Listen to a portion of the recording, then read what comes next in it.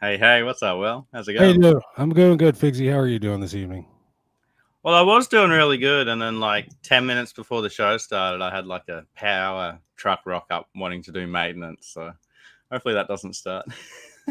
Yes. Well, if the lights do go out and you do disappear, we got Joe on deck, and of course you can always join in on your telephone. So we got that going for us. Yeah, Uh, so if that does happen, guys, that's the reason why. But regardless, I'm really good, Will. I'm having an awesome week. How about uh, yourself? I'm a little under the weather today, so if I'm not 100%, guys, please forgive me, but I'm gonna do my best to to entertain you all. Are you not entertained? Sons of bitches.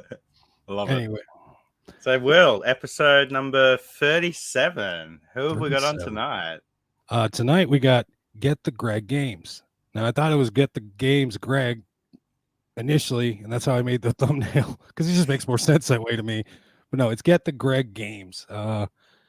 This guy is all about he's all about graded games, and we've been talking about it, saying we're gonna get a guy on here that's gonna talk to. We need to get it. We need to get us about graded games. Because I don't know shit about this part of collecting, and I Yeah, got I work. don't want to criticize something without actually owning it first, it's more, means more coming from someone who's actually in the scene. So Greg's someone that I've been watching for a couple of years, so it's really exciting to have Greg on the show. So please welcome Greg to the podcast, guys.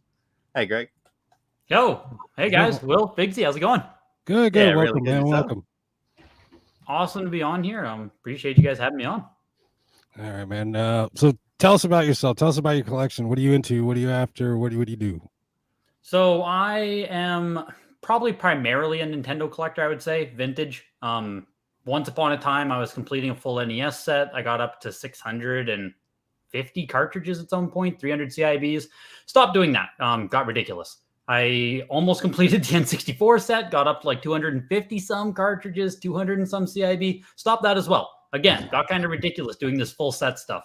Dabbled in Super Nintendo, of course, and I've been doing this for almost 10 years now, just buying, selling, collecting, much like yourselves, I think. And you get your hands into every single console library, you discover games, you collect for everything, really. And that's where I'm at now, just kind of whittling down my collection almost to get to more of a point of what do I truly care about?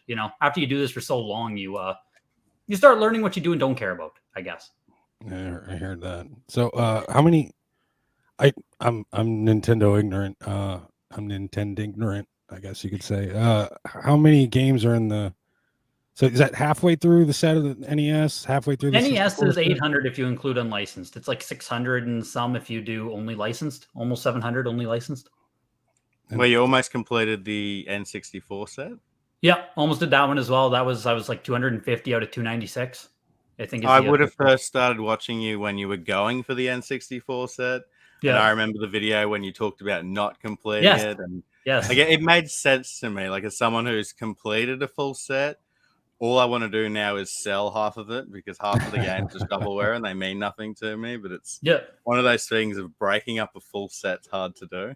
That's where I was at. It wasn't even a cost thing anymore. Like, I had Sculptor's Cut, I had Super Bowling, I had Beast Wars. Like, I had the big games out of the way. It was just a checklist of 50 games that don't mean anything. It's going to cost me around $40 to $70 per game. Why do I want to do this? And, it just finally clicked that, like, I don't want to do this. So. Yeah, what you said before is where you're breaking your collection into what you want to do now. Like, I've written goals and I've spoken about it on the podcast that I want a curated collection. So it's almost like exactly what you're talking about, getting, games from different systems that everything means something to you and you love every game that's in your collection. Yeah, 100%. And I even did that, like, whittling down GameCube, right? Like, very passively, I would just go for full sets. I said it before we went live there that I kind of was a hoarder. Like, there was no catch and release. It was just like, if it's a duplicate, I'll resell it for sure, 100%. But if it wasn't a game I own, I was like, oh, throw it in the collection. And so I'd have, like, 200 original Xbox games, 200 GameCube games. A lot of them are just shovelware, but I have them. Hey, Figsy. I did exactly the same. Sorry, what? Figsy, have you started breaking up your PS3 set yet? I've been listing collector's editions. Well, but I pulled them out of the collection 6 months ago, so I would say no, I haven't started listing them. I do eBay full time, and I've got rooms full of stock upstairs. So I've said to myself, once I've gotten rid of all the stock, I'll then go to the collection and be like, all right, it's time to decide what I do and what I don't want, because I don't want 4,000 games. It'd be nice to have 2,000 games. I go through the same system. Sorry. No, go ahead, man. Go ahead. I go through the same systematic thing myself, where right now I have boxes behind me, and I'm like, once I sell those ones, I'll start digging deeper in to get rid of the next wave of stuff. And then I find that, the first wave will take me 3 to 6 months, and suddenly I haven't moved anything. Yeah, exactly. There's a set of games, and they note them as the so-and-so collection, the North Carolina collection. Do you know what I'm talking about, Greg? Yeah, it's Carolina collection of graded games, I think you mean, or? Well, somebody had, there's some collector, and they broke up their set, and I guess the games that came out of that, out of his set are noted as such, and they have some sort of a notoriety. They got graded as the North Carolina collection? Yeah, that should be Dane's collection from Nintendo Age, the guy who started that up. Yeah, so that was his collection at all.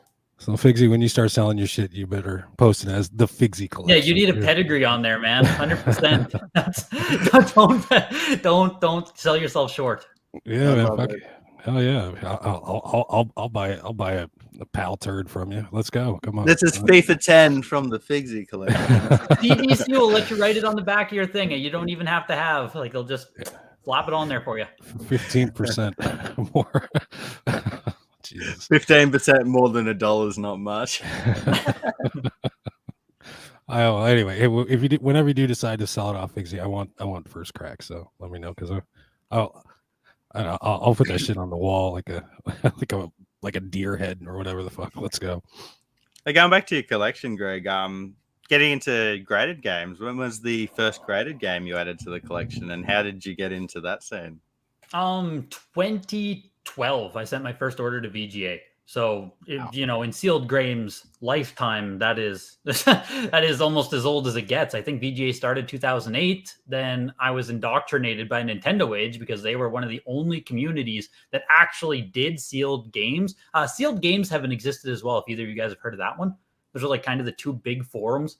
Digit Press, I can't even think of the other ones. A lot of people hated graded and sealed games even back then. Going all the way back 10 years, it was still the same kind of animosity of that's games are meant to be played. So, oh yes. No, I'm there's a million avenues to play these games. Games are meant to be played. Fuck you, dude. These are collector's pieces. Put them on the shelf, enjoy them, appreciate them. They're art. So that notion has been around and alive well. So 2012, I got my first ones. Just sent some stuff off to VGA. I'd been buying sealed games for 1 or 2 years since then. And just wanted to see what grading was all about. Sent off my best ones and tried it out. Liked it. Nice. I love it.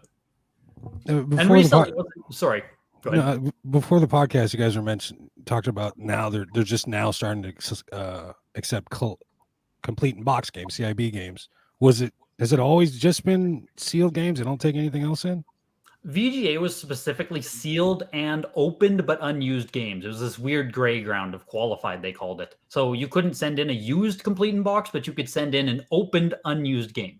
When Wada Games started, they would always take CIBs, but it would cost they opened up with a regular fee, a normal person fee of $25, $40 per game. Then after a year or something, they rocketed it all the way up to $175. So then no one was submitting CIBs anymore. So now recently they dropped that price again to $50 to a point where, hey, you could actually send something in again. So how would VGA qualify if a game was opened or just and not played? I mean, how do they? I don't know if they would use a loop on the pins of a cartridge to see if there's literally any scratch marks. It's always been kind of a gray spot of how do you fully confirm this? It never really caught on in collecting circles. I was never a fan of it.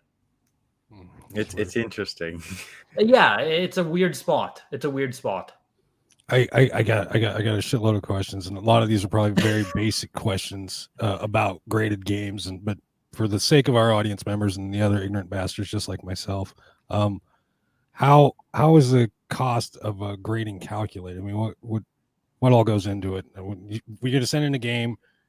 What are the costs? What's the deal there? Yeah, it's all flat rated unless you're sending in something very special. Like if you're sending in something, I think the threshold now is $2,500. If you exceed that value, you have to pay 2% of the fair market value as determined by the grading company, which is, But otherwise, it's like $50 at WADA, $50 at CGC, and VGA I think is 90 minimum right now. They need to lower their price, but it's flat rate for the vast majority of stuff you'll send in.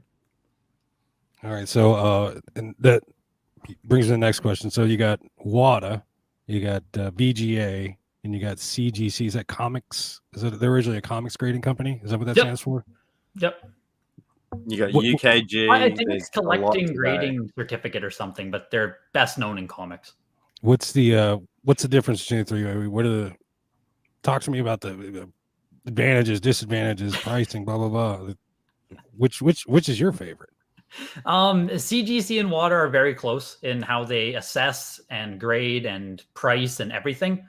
VGA has been around a lot longer. The biggest distinguishing factor between all three companies is VGA doesn't separate the grade of the seal and the box. They assign you one grade. You don't know if your seal has rips. You don't know if your box has creases because it's combined grade. So you can then take something because the market has decided it cares about box more than seal. So say you sent something to VGA prior and it got an 80 because you have rips in the seal, but the box is super nice. You could then take that item, send it over to WADA or CGC, and you get a high box score with a seal rating that isn't as great, but the market would appreciate it more. So there's kind of regrading opportunity optimization between the companies. Otherwise, I mean, aesthetics preference. And you guys know about WADA. So if you don't like that either. Is there a difference between, let's say, an 8.5 from VGA versus an 8.5 from WADA, or is it the same grade, or is an 8.5 from it's VGA a different grading scale? WADA and VGA don't translate at all. Same with CGC and VGA due to that combined thing. Like an 85 VGA might go to a 9.2, 9.4. I recently had a 9.6 A plus Metroid Prime VGA 85 crossed over. So you can't you have to understand what you're looking at to understand where it's going to fall. Following I've been in the Sealed Games group on Facebook since like 2016 when they had like 200 members, and now there's thousands of people in there. But I've noticed the discrepancies over the years. Like a lot of people will get things regraded and they'll be shocked at the different grades they'll get, and then they'll break it open and send it back in and get a different grade and different things like that. So I think it can come down to the employee at the day, and what they're looking at can be different to another employee and different things like that. Oh, 100%. It's, that is a subjectivity, fringe examples, and just blatant misgrading exist in every company graded. That if you subscribe to graded games, coins, comics, and stuff, you also accept that there's going to be company error, be it subjectivity or whatever it is. Yeah, this guy just part of the game, if you want to call it that. The guy just got divorced that morning and he's in a bad mood, and you're going to get a 7. Yeah, but if the guy just got laid last night, you're going to get a 9. Yeah. In the world of cards, cracking stuff out and sending it back is that's the most commonplace thing there is. So you have gotten a game graded from one company, said fuck it, let me crack this thing open, and then sent it back and got a better score. Like the 8 point. From VGA, I've done it once. I turned an 85 into an 85 plus. From WADA, I've only done it once, came back to same grade.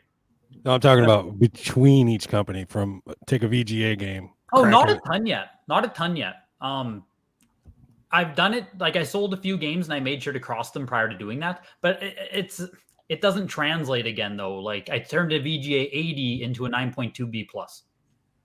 It's not a direct language between the two companies. So perceptually, it's a better grade, but you know what I mean? Yeah. And then you got to spend that extra to do it. So is it really worth it? And it's almost like gambling. You could get a worse grade. Yeah, well, some people send over their VGA stuff hoping to do that. And yeah, you just end up with you send a VGA 85 and you end up with a WADA 8.5 something. And it's you did not win the lottery. You lost. You have something worth less. Well, yeah, Greg, there was something quite interesting I wanted to talk to you about. I sent you a message about it a couple of months ago. So CGC graded a copy of Syberia for the PS3. And they graded it with the date 2015. However, this was actually a reprint. It was the reprint that was recently done the same time that Painkiller was done, and there was no discrepancy on the actual grading label that it was a reprint, and the person that bought it wasn't aware that it was a reprint. Put it on eBay and had messages from collectors telling him, "Hey, this is a reprint." Oh, they relisted it. Yeah, and he ended up losing like $1,000 because he bought a couple of them. Do you know much about this? And like, are these grading companies held to any? Like, is there a board that says, "Hey, you've put the wrong thing on. We're going to punish you for that"? I genuinely don't know what WADA or CGC have in place of like actual appeal systems. I know like obviously relabeling itself is not a big issue. You know, get something screwed up on your label, send it back, they'll correct it. But once it trades hands like that, I don't know where responsibility onus lies with these companies. I don't know if CGC or WADA have an actual appeal system where they'll compensate you, so to speak. Well, we're all like that back to it, especially PS4 collecting today. There's a big thing with Video Game Plus, for example, reprint a lot of expensive PS4 games. However, the reprint looks exactly the same as the first print, and there's no discrepancy to tell them apart. Later down the line, a lot of these games are going to go in for grading, and there's not going to be anything to really tell apart the first print from the second print, like a lot of the old Nintendo stuff, or heaps of stuff in the past. So, is there actually any way to differentiate it? No, it's. I mean, a lot of people are yay, like, well, they're reprinting that even game. If it's open, can you differentiate a CIB? No, man. I think one game had a different date on the disc. I'd have to confirm with collectors that have both copies and that have them open. I know there was a lot of PS3 games that were reprinted, and you could tell the difference on the PS3 games because of things like the artwork were done differently at different dates on the PS3, and then the PS3 started using a different case where it had the plastic inserts from 2018 onwards that was only available in the company. So like that was able to tell the difference. But as far as I'm aware with these PS4 games, there's absolutely no difference between the two. I know with some of those Fatal Frame reprints on PS2, I'm sure you guys are familiar. I think WADA now uses weight to differentiate the different cases between the like Fatal Frame 3 especially, because there's no security strip on it. I'm pretty sure they weight versus no weight now because the newer cases don't have a memory card holder. Does that sound correct there? Yeah, you're right. And on that, with the PS3 reprints, they don't have manuals where the original ones had manuals. Okay, and that should be easy enough then. Printed on the inside, but it's not like that for those PS4 games. Now, I think the main problem is because these games are only being made a couple of years ago, like nothing's actually changed with the production, so they're making them the same. And Video Game Plus haven't got any incentive to change them themselves. They're not the ones who are actually publishing them. They're just buying, another 1,000 copies to sell at retail. I was going to say, and I don't know, maybe you guys will feel differently, but that is kind of one of those, like, if you come into this hobby hoping to purchase something that will appreciate in value and you are dabbling in modern stuff, the possibility of reprints, identical reprints, is extremely real. That's caveat emptor as far as I'm concerned. Like, it's not that I don't care that you can't differentiate them. I wish it was. I wish it was just like, put a little mark on there. But if they don't, I'm also not like, oh man, that company sucks. They should have different. Like you're speculating. It's a heavy speculation world. You're gonna get burned sometimes. I don't know how you guys feel about that. No, I 100% agree with you, and that's the point that I've been making on the show. I've been saying if you're going to spend $300 on a game, make it a PS2 game or earlier. So it's not going to get reprinted. Even PS2 games, there's a lot of reprinted PS2 games out there. But, well, even some of those PS2 games, like I think the dot hack games plummeted as soon as they got ported. Like you still run that risk if you're doing CIB. Like games that are still pretty much locked on a system. If you're dabbling in that world as well, you can get hit by ports. You can get hit by remakes, reprints, re-releases that could also suck value from the original. I want to buy the Suidoken games on PS1. There's a remake coming out, so I'm excited to see what it does to the value of number 2. Like, I think this is something that could hurt the value of Suikoden 2 a lot. Fingers crossed. I'm in the camp. I think VG Plus, or is it VGP? Yeah, whatever. Yeah, Anyway. VGP. They should just buy a roll of stickers and say second print and put it on the seal, on the wrap. And then again, people just tear that off. But I don't know, maybe iron it on there like they do those NBA and NFL freaking hollow stickers. Yeah. They should differentiate it. It's just it'll be a negligible cost to them. People who own the early adopters of the game won't have their shit devalued, and people who want to play the game, they can still get it. They're just gonna rip the freaking well, if they want to play them as they say, they're just gonna rip that plastic off. But I'd say, I don't know what percentage you say these games are getting reprinted or getting flipped with the owner by scalpers, as they like to call us. I couldn't put a number on it, but it's significant. I'd say more than just go on eBay and type in blue reflection, and there's 30, 40, 50 listings. I just wanted to pull up one of the comments from chat. Copies of that purely to flip them because it was just easy. It's easy money. Yeah, I grabbed one as well. It's the same reason, and I'll be able to make profit on it because there's people out there who aren't aware that it was reprinted and will just buy it on eBay thinking, "Hey, I'm getting a good deal." Yep. And even when it is differentiated, you'll still have people who don't understand it's a reprint who will still spend first print money. Like I think it was Attack on Titan 2 on Switch. Like the case itself has differentiating UPC on it. Does it? Doesn't matter. Yeah. I thought they were identical. Yeah. Nintendo is really good about Switch runs. As soon as they swap anything, they'll swap to a UPC that ends in a 1, or they'll put a B on the item number. Like they're pretty good about it. Oh, that's news. Torna 2 or whatever. Also, Xenoblade Torna, it had a reprint. I thought they only did that UPC change with their first party games. I thought that the VGP prints were identical. I don't know. VGP might be. Sorry, I know you can look at Titan and Torna right off the top of my head. We had a comment from Radio to Rancid. He said 100%. Uncle Sean from Reserved Investments mentioned that a lot. I just wanted to mention that it's one of my favorite YouTube channels. If you invest at all, definitely check out his channel. It's like honest advice from a guy that's been in the scene for 40 years. It certainly changed my opinion on collecting modern stuff. Being a modern collector, like, I'm not going to speculate on anything modern. I'm happy to buy stuff for retail or below and throw it in my collection. If you buy 100 things, it's bound that one will go up. I've changed my buying habits on buying new games. You regulars will know that I love to buy new PS5 games, brand new day one, play them for a week, and then sell them a week later. And it costs me $10 to play a new game, and then I'll basically rent it. $10. Yeah, I'm renting it. But that's how to do it, because if you're doing it for every game, you're eventually going to have a shelf full of games that aren't worth anything. And it's no fault of yours. It's just how it works.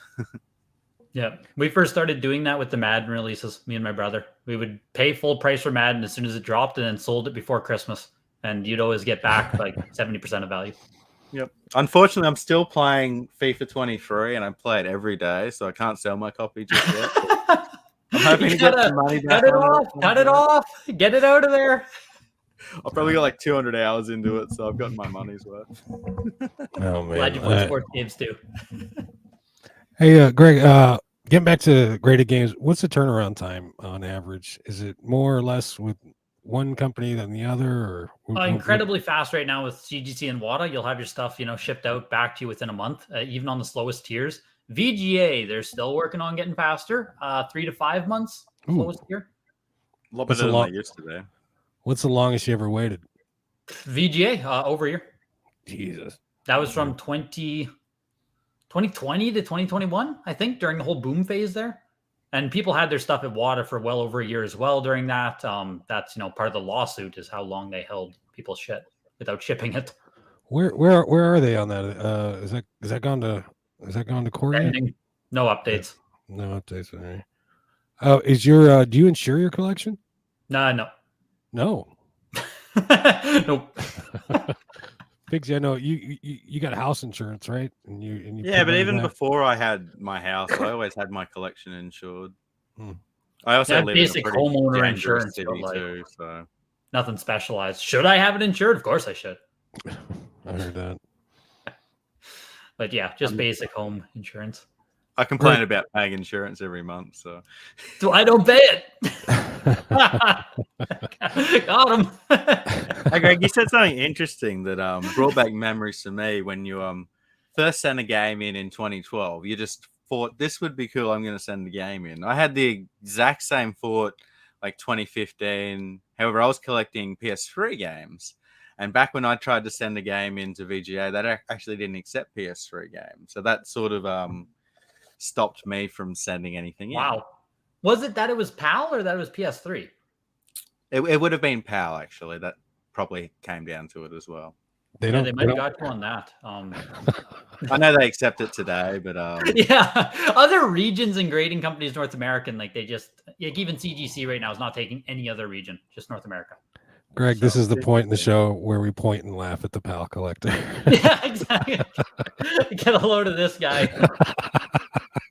Meanwhile, all the North American expensive games Yeah, getting I get it. reprinted. Yeah. Just there's only 1,000 of us, guys. Yeah, literally. No, I have an opinion on that, and that's going to probably come up later. But yeah, but then, hey, let me ask you, Greg, when you're getting a game to grade, do you have personal qualifications, or just anything that's sealed? Let's go. Or you can't, like, you'll lose money, you'll bleed money if you just send in anything. Like $50 per game is pretty damn expensive, especially if you're talking about the world of like 360, PS3, DS, 3DS, like anything more modern. $50 per game, like that goes pretty damn far, even in the sealed world for a lot of those consoles. So you really have to learn how to self-appraise to be as accurate as you can be within their scale. So if you are going to send something off, you know what I mean? You're not going to take a bath on it. Even if you're not reselling, it doesn't feel good to send something off and have it come back as like, you're an idiot for sending this. Do they do that? Well, I mean, the label says 8.0A on it instead of, you're an idiot. Get fucked.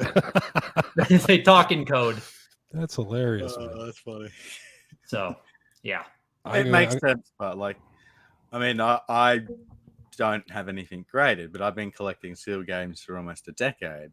And as a sealed collector, like if I go into a shop and they have 10 copies, for example, I'll ask to see all of them, and I'll pick, the nicest Y seal out and nothing that has rips on it and different things like that. And 100%. Even before, light, look for the divots and stuff. Like if you handle them, you know how to appraise them.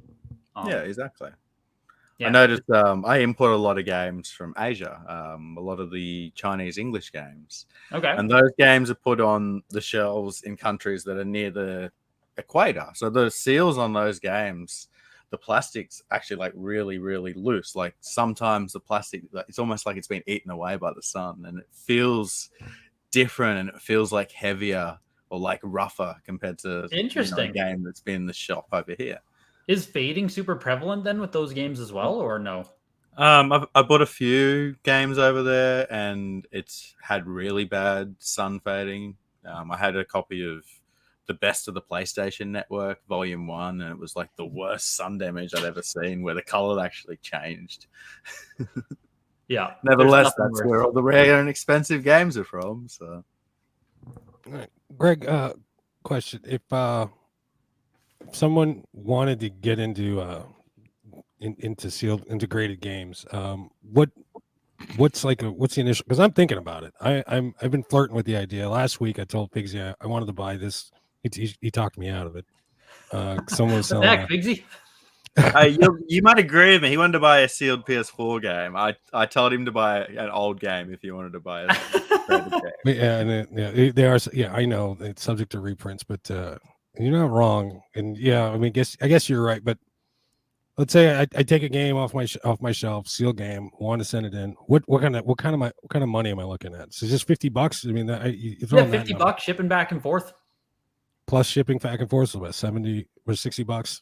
Yeah, 60, 70 US. That's why, like I said, you just don't want to send in everything. Like personal collection stuff. I sent in a copy of Until Dawn. I love the game. It's worthless. There's tons of copies for $20. I wanted one on my shelf. I love Until Dawn. I sent one in. But I understand that. Yeah, I'm the type of collector where if I sent in, say, Crash Bandicoot 1 on PS1, I'd then have to send in Crash 2, 3, Crash Team Racing, and Crash Bash to have them all 5 of them. That's another thing I've stopped doing. I used to be like, I would collect sets like that as well. That's another thing I got away from. I don't need Tomb Raider 1, 2, 3. I just don't. I don't care. 4, 5 Chronicles. Yeah, the last revelation. Like, I don't need them. And then on Power, we got 2 double packs. There's like 9 Tomb Raider games on PS1. It's ridiculous. Yeah, that's another thing I tried to stop. Just the series that actually matter to me. I want to have them all, but yeah. Have you submitted anything PS5 to him yet, Greg? No, I've never even bought a PS5 game. I've never handled, bought, touched a PS5 game yet. I mean, that's what I wanted to ask. Have you got any sealed modern stuff at all? Because I know your opinion on graded modern stuff. The most modern I go right now is PS4. I don't think I own any Switch either. There's a few Switch games I would buy, like just some Mario titles, but I mean, first print Switch sealed graded has already gotten pretty damn expensive. So I don't know. I'm already shied away from pricing on that. I don't know if I'll touch it. I've seen some guys in the group. There's one guy that buys like cases of Switch games, and he'll send in 10 cases at a time, and just hoping to get 110. Yeah. And he'll sell every single other one off and just keep the 10. It's absolutely insane. But like, there's collectors out there doing that. The WADA 10s, VGA 100, CGA 10 or CGC 10s, they sell for like $1,000. Like, it doesn't even have to be a rare print or anything. It'd just be like Pokemon, whatever, Brilliant Diamond, CGC 10, WADA 10, $1,000. So yeah, it makes sense. The grading. What's they do consoles as well, correct? VGA will. That's it. VGA still has the niche of they'll do consoles, collector's editions, anything weird size. VGA is your only option. Oh, really? And they now do complete in-box stuff. Nope, VGA doesn't. Okay, interesting. Nope, they never open that up. So for me personally, I'd only go with VGA, just going off what I've seen in the industry. Oh, for sure. Not for reselling purposes, but if I was to keep one for the collection. I got a couple of games that are like over $1,000 where I have considered getting them graded in the future, but I have been waiting for VGA to announce, hey, we'll do complete in-box games. Yes. The 3D collection for Australia, for example, like I know of less than 10 copies in the world. Like I'd love to get that graded, you know. Do you guys have any company down there that does that or no? As far as I'm aware, the only PAL one is UK grading. UKG, which is England though, isn't it? Like that. Yeah. I know of some card companies in Australia, but I don't know of any actual grading companies. But then on that, in the card scene, for example, if you're to grade with a grading company in Australia, and even if it's a perfect 10, it's worth way less than a VGA card. For sure, but at least, you know, for your own personal like interests collecting, maybe you Aussie guys would like it. Like, you know, you build your own little economy down there. Because for you to ship international, it's just wild. Because it's been with America for so long, Aussies have just got used to buying it, and there's so much in our country that people just want it. That's funny. Maybe get a game graded by UKG, send it off to who is it? VGA that does, and then have them grade that grade, and then you get like a double slab. That'd be fucking rad. I'll buy that. Yeah, it's like if you're interesting. I actually had a conversation with a guy about starting a grading company in Australia a couple of years ago. There you go. It didn't go anywhere, but it should have, because there still isn't one. So there's a market for it. It's just tough to justify international shipping costs. Like, it just sucks. That's why I just saw Germany has the one now that just opened up. It's as well pixel grading. Serves Germany because they don't want to deal. Not just the shipping, because the games are so expensive. It's the import fees. Yep. Yeah. Sorry. That's yes. Yeah. And the risk of customs. I'm sure you guys both saw the Pokemon Yellow. Man. You know. Yeah, that was that guy hated graded games. They're out there. I've had this experience of having very expensive games opened by customs. Most expensive would have been, I bought a $300 pack. I'll just see if I can find it quickly. It's somewhere on this wall. I thought your shit was alphabetical, man. Not the collector's editions. You're slipping, Figsy. I can't find it. But I bought this. Here it is. It'd be worth the wait. This is awesome. So I bought this 7-in-1 pack from France. It's cool. It's got JoJo's. Yeah, it is cool. 3 One Piece games, 2 Tekken games, and Soul Calibur 5. It was $300. Never seen one before. Me and my buddy had seen 2 on eBay, and we convinced each other that we'll both buy them at the same time. People watching them, and we didn't want to miss out. So we both bought them. Unfortunately, they cut the seal. So, $300 game got opened. Thankfully, every game inside's sealed. That hurt. Did his get open too? No, his didn't get open. Mine got open by Australian customs. Wah, wah, wah. However, we had no idea how they fit 7 games in here. So because I hadn't opened one, we were able to find out that it was 2 double packs and a triple pack and 2 single games, which is quite interesting. Look at you looking at the bright side. Yeah, there is a bright side to everything. I've luckily never had anything seriously damaged by customs. Like, fingers crossed now that I've talked about it. But, oh man, you better knock on wood. yeah, well, that's Canada to US every single time I ship. So it's gonna happen eventually. I know it will. Just depends what it is. All right, guys, you guys gonna have to forgive me. I have to take a break. I'll be right back. Whereabouts in Canada are you, Greg? Saskatchewan, if you're familiar. Nice. I've been to Vancouver. I spent a couple of weeks game hunting over there. Oh, really? Yeah, heaps of fun. What reason did you have to go up to Vancouver? My ex-partner was from Seattle, and I used to go to Seattle every couple of years, and then we did a trip to Vancouver together. Yeah, very cool.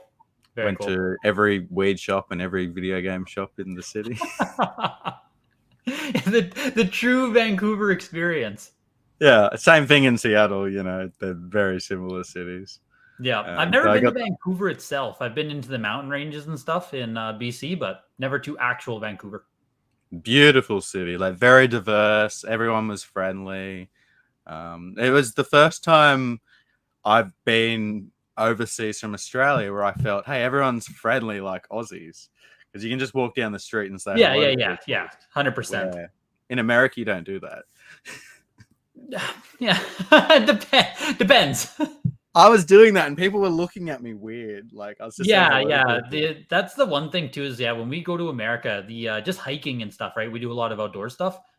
Like, you walk past someone on a trail and, like you said, you don't smile, you don't like say hi, you just look away and down to the ground. It's weird, it's goofy. Well, over here, you stop and have a conversation with a random person. You have to look at everyone you see. You have to say hi. Like, you have, give them one of those. It's just like that, though. Nothing you can do, but it's culture. It's fun. Getting back into gaming, Greg, what are you playing at the moment? Warzone 2. That's probably my main game right now. That and Halo Infinite. I haven't played Warzone 2, but a lot of my friends are playing it, and I've been watching their Twitch streams. And yeah. I'm finding it hard to keep up. I kind of suck at it, I'll be honest. Like, I'm not as good at FPS as I used to be. I don't put as much time into it, but I still love grinding COD. Like, COD's just fun. Just is. Are you playing on console, on PC? PC. Nice. These days, I own a PS4. I hardly ever touch it. That's why I haven't touched a PS5 game yet. Like, I don't know. I don't think I'm going to buy one. No, that's fair. Well, the thing about the PS5 is there's less than 5 exclusives that really sell the system. That's it. There's still only... It feels like the PS5 has been out for 5 years and I've never seen it at a store. That's how it feels. But, they don't need to bring out, an exclusive when they're still selling so much on the PS4. The PS5 is still sold out. So why would they bring out a game for a system seller when they're like, hang on, we'll just put it on PS4. Everyone's still buying it on PS5. Yeah. It's still sold out everywhere. They're just going to 100% how it feels right now. As they can. Like, one of the most unnecessary console jumps that I can think of in recent times. 100%. Look at the Xbox. The Series X is more powerful than the Xbox One S, whatever it's called. I genuinely became a boomer with the Xbox console names. I don't know at the moment. I'm that dude now. If I go into Walmart, it's I need the latest Xbox. I don't know which one it is.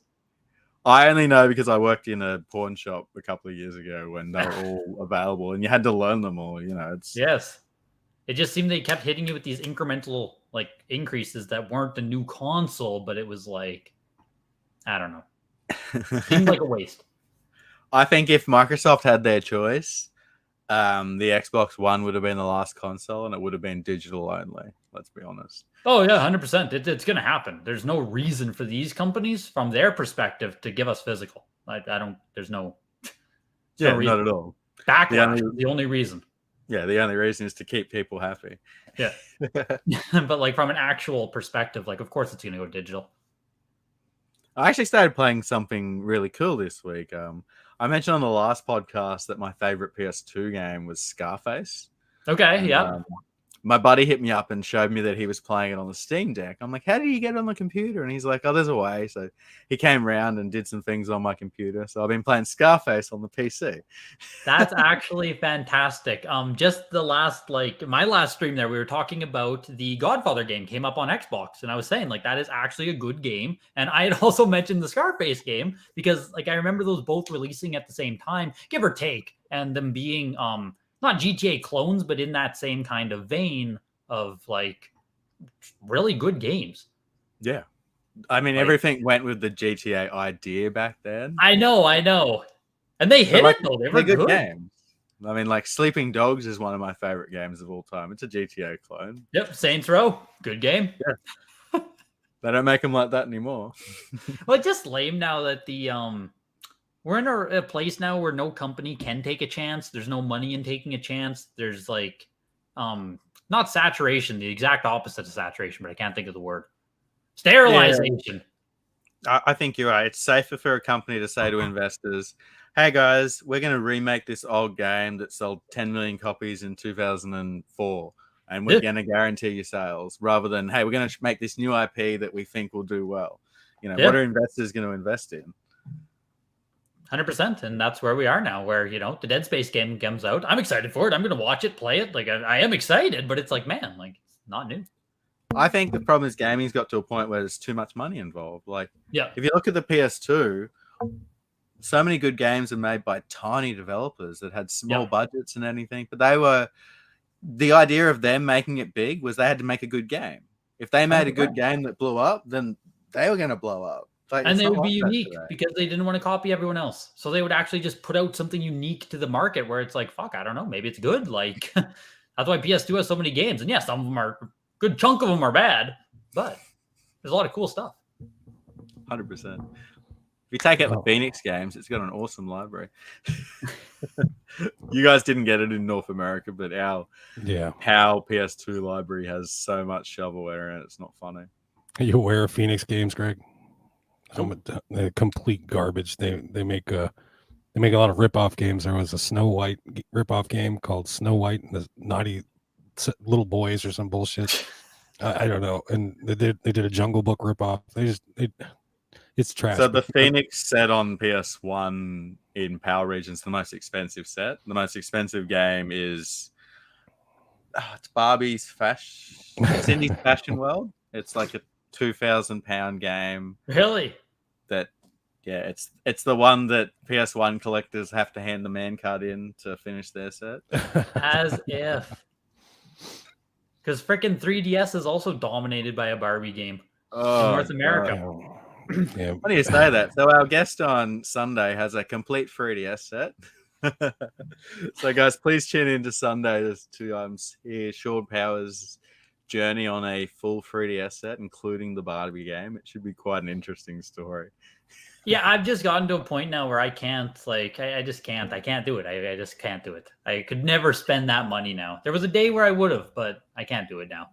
Just to buy. Your Discord channel's got that Barbie game as the profile. Yep. Yeah. Yes, it's in the corner. The Barbie game and Poop Slinger. Absolute grails. Absolute grail games. Oh, I love it. It's like $5,000 in that picture. Just like what? Like, oh my god. I get it, but you know what I mean. I also don't get it. I think an open copy of the Barbie game is now selling for around 4,000. So you've got to assume a graded copy is going to be going for more, right? I didn't realize it had gotten that expensive. In my head, it was 2,000 still. So there you go. Yeah, 2,000 is still ridiculous. Jeez. I'm sleeping on the market, man. I'm sleeping on Barbie. But when you're talking about sales in like when you're counting them on one hand, it can be thousands of dollars between the next sale. Yeah, for sure. Depending on who wants it at what time. 100%. That's true rarity.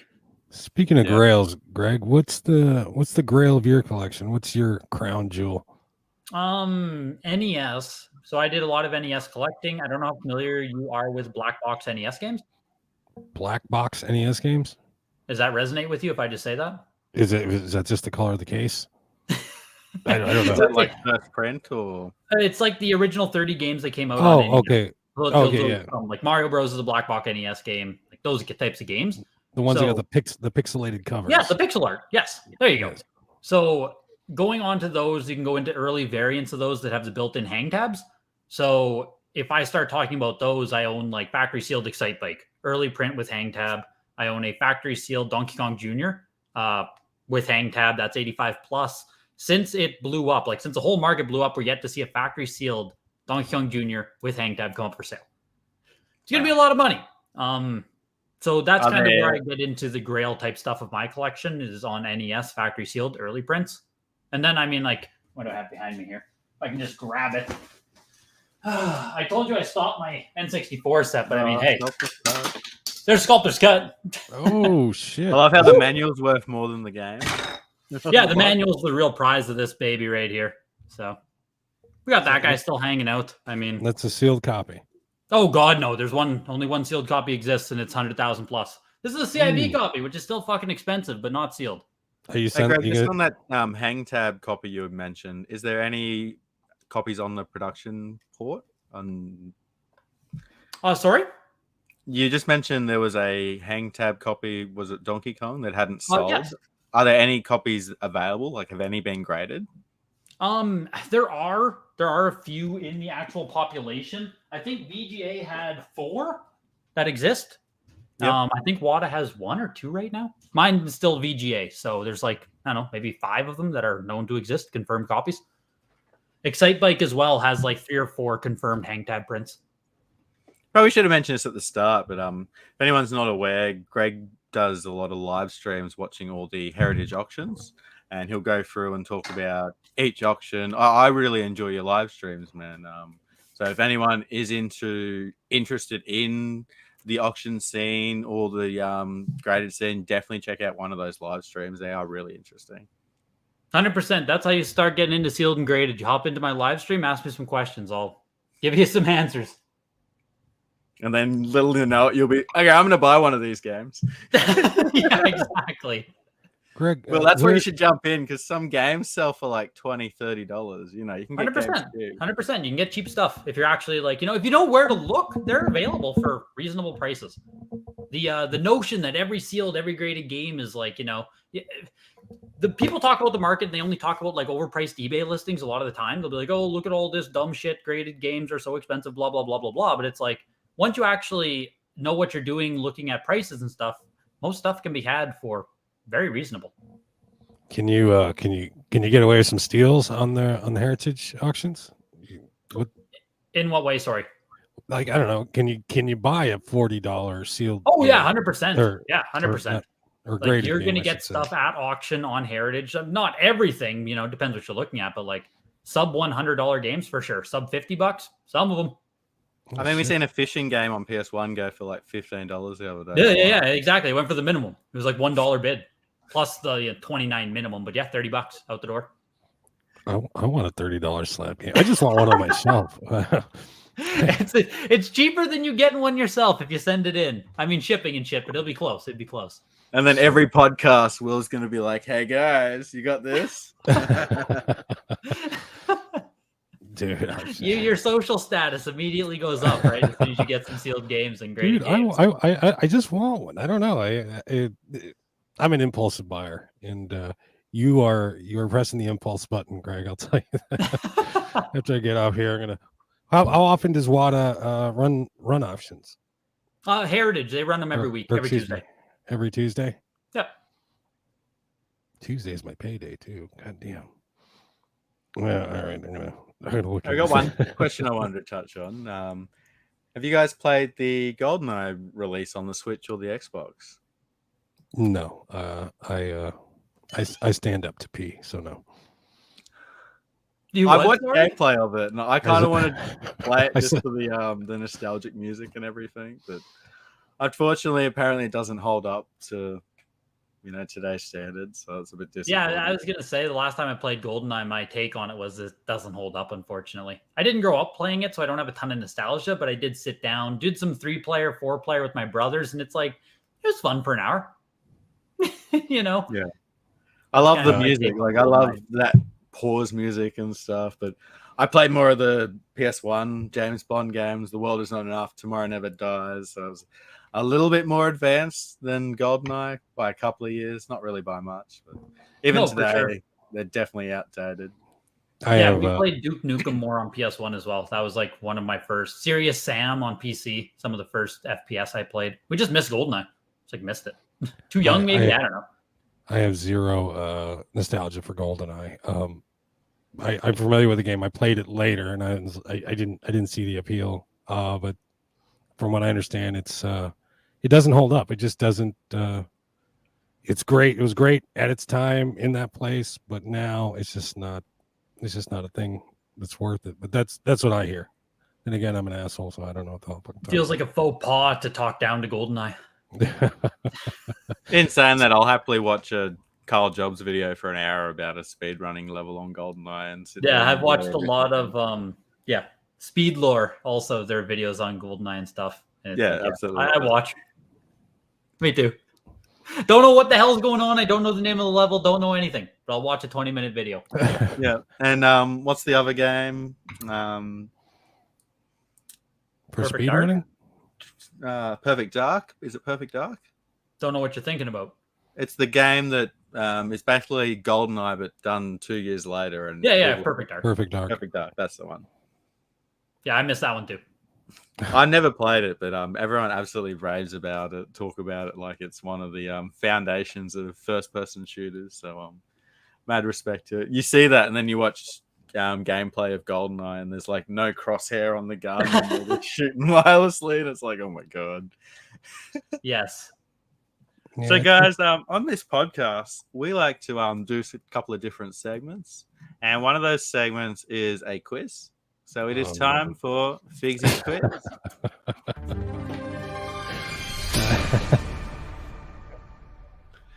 So the way we do this, I've made a couple of questions before the show. 2, 3, 4. We've got 6 questions. No tiebreaker today. They're all random. I probably made this one pretty hard. I do apologize in advance, but nevertheless, I do think you guys can get these questions right. We got a volunteer on who would like to go first. All right, let Greg go first. Greg's go first. All right, Greg. First question. Name a PS3 game that was released with a heat shrink seal, not a Y seal. A PS3 game that has that.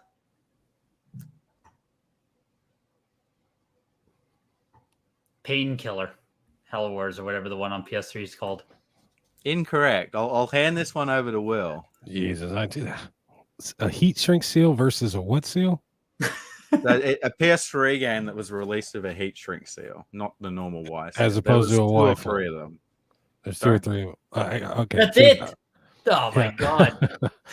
I'm just gonna throw it out. One of them is quite prevalent because pretty much like only sealed copies pop up. Asura's Wrath. Incorrect. So the answer I was looking for was Marvel vs. Capcom 2. Oh. It's just okay. Case, though. The North American one? Yeah. So all copies only have the heat shrink. They don't actually have is that a code in a box? Yeah, that is. Correct. It's a $300 code in a box. Is that what it's up to now? That's awesome. Wow. Great. Even opened, you're looking at over $100 for open. Didn't realize there's that much now. That's which wild. Is crazy. All right, second question. Will, all right, what we got? How many variants of Class of Heroes 2G are there? Let's see this. A, B, C, D. So I'd say 4. Correct. Hey, look at that. Thank God, because I was not answering that one. I got it right. I got one right. I usually suck at this game, Greg. So you the chances of you winning are good. I'm gonna bring it back right here. It's renowned as a tough quiz. This is the hardcore PlayStation collectors quiz. All right, Greg. Brought on a Nintendo guy to answer you the PS questions. Well, actually, this question has part Nintendo involved, so all right, maybe. Resident Evil 4 has an orange PS2 chainsaw controller. GameCube has a yellow controller. However, there's a special edition PS2 controller. What color is it? red. Incorrect. I'll hand this one over to Will. Now, I believe there was only 10 of these available. What were the other two colors? So the PS2 has an orange one. Mm-hmm. The GameCube has a yellow one. However, there was a special edition PS2 controller.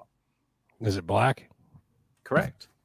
Oh shit! Yeah, so it goes over there for like over £1,000. There's a copy for sale in one of the Facebook groups at the moment, and the guy's having trouble selling it. But it's really cool. It's a black chainsaw controller. That is cool. That's really cool. I think I've seen the prototype one or something. That there's like the GameCube, the PS2. I don't know. It's possibly the same one. Like there was only 10 of them. Should have had that. Should have had that one. It's absolutely beautiful. I have a GameCube controller behind me, the Resident Evil 4 one. Oh, you do? Nice. Yeah. Oh man. Did you say you've got the GameCube one? Yeah. Oh, beautiful. I've got the PS2 one, but the GameCube one's absolutely beautiful. Yeah, it's really cool. Really cool. Great. It's big, but it's cool.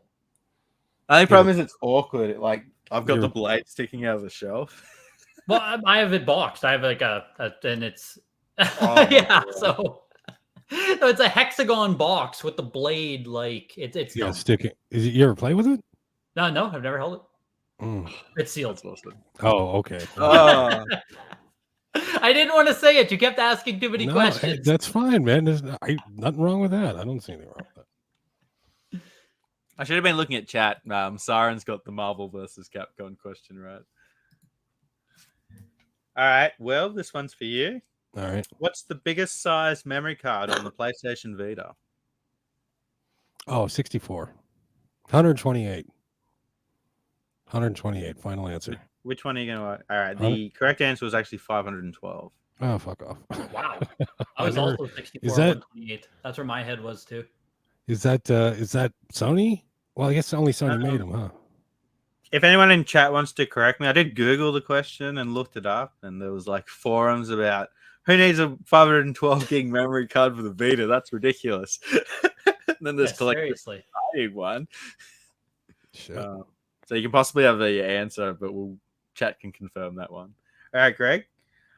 True or false? There are 10 Army Men games on PS1. False. It's actually true. Oh. I knew there was going to be somewhere 7, 8, 9. I just didn't know if it was 10. Yeah, okay. Which was actually ridiculous. I got like insane. 4, and I'm like, yeah, I've almost got them all. Looked them up. No, there's 10. Yeah, that's like in my head. Like I said, I could probably rattle off 6 or 7, so I knew it was going to be somewhere in there. 10's wild. Army Men games, the Lego games of 20 years ago. we owned 2 or 3 of them. They were great. We got 3 people in the chat saying 64. 64 gig. I think one of them's got a full Vita set, so I'll go with that. 512. All right, final question, Will. All right, let's go. Name one PS4 launch title that was an exclusive. PS4 launch titles. I don't even remember what it launched. There was a lot of them, but there wasn't many exclusives. I don't know. Jesus, I can't think. PS4 exclusives. Was it a Crash Bandicoot game? I don't know. No. I'll hand this one over to Greg. Gran Turismo 6. That's a good guess. Fair answer. It was an exclusive, but incorrect. 2 answers were Knack or Killzone Shadowfall. Killzone's correct here with Killzone Shadowfall. I forgot all about Knack. What up? Thanks for playing Figsy's quiz, guys. This has been fun. I don't even think I knew Knack was a launch title. That's crazy. Yeah, Knack was a launch title. Wow. 2014, I believe. And then there was like 5 or 6 different sport games, every annual release. Of course. Call of Duty, Battlefield, but everything else was not exclusive. And a lot of ported games from PS3, like Watch Dogs, I think Grand Theft Auto 5, but that didn't come out until like 3 weeks later, so it's not technically a launch title. Right. Yeah, they just went, hey, we've already got all these really cool games. Let's just throw them all on our new system. Hey, Greg, let me ask you: when you're looking for graded game fodder, where do you hunt? Where do you look for them at? Is it all eBay? Almost primarily eBay. I got like really good at bin hunting on eBay, like using certain keywords, terms, very broad searches, and just refreshing a fuck ton of times. You can find some deals. It's kind of like going thrifting in person, but instead you just sit on your couch and just keep hitting the refresh.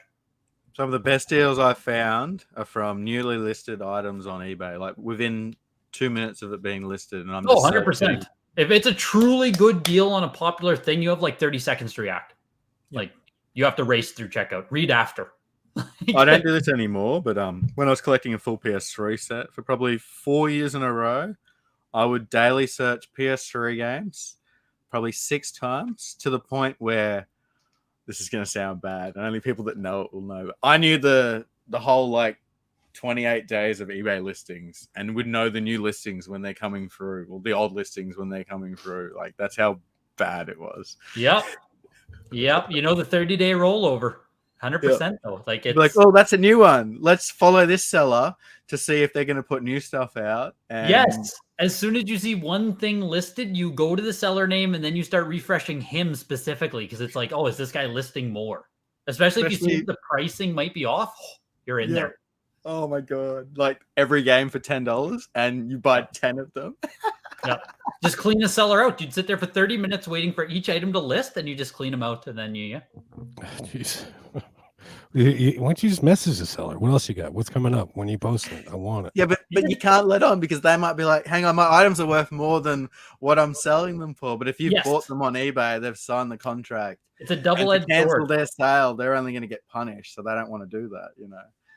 And even if you like, the issue too with binning immediately is like that sometimes tips them off, where it's like, hey, why'd that sell in literal seconds? So people will cancel on you. So it's fickle. It's fickle.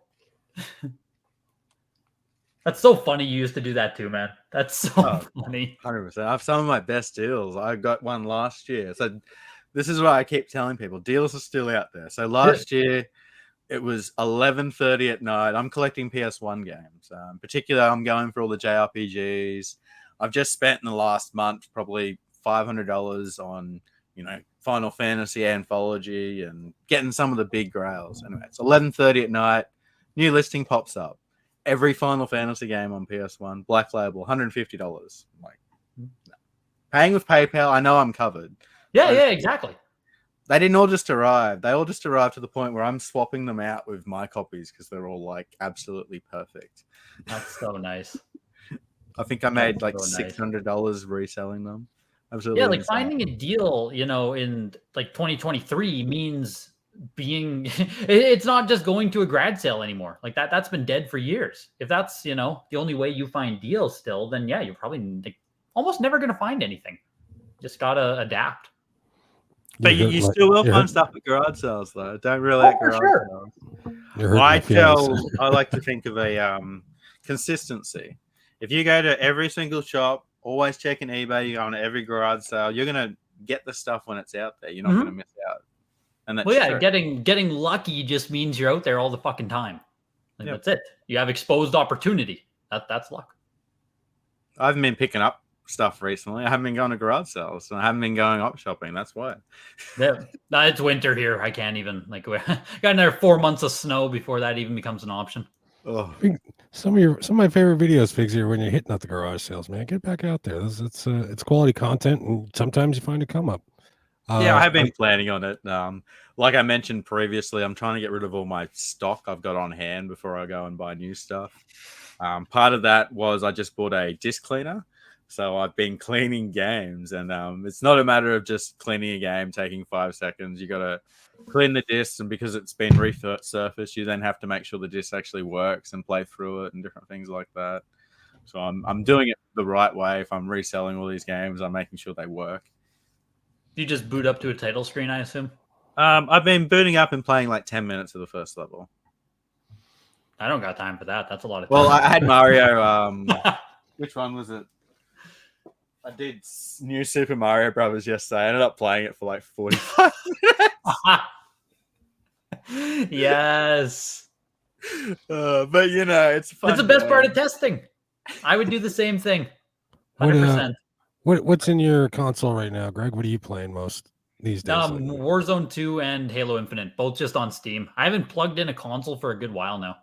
Like me and my brothers will still also play Melee and stuff. Like I was a big Melee guy.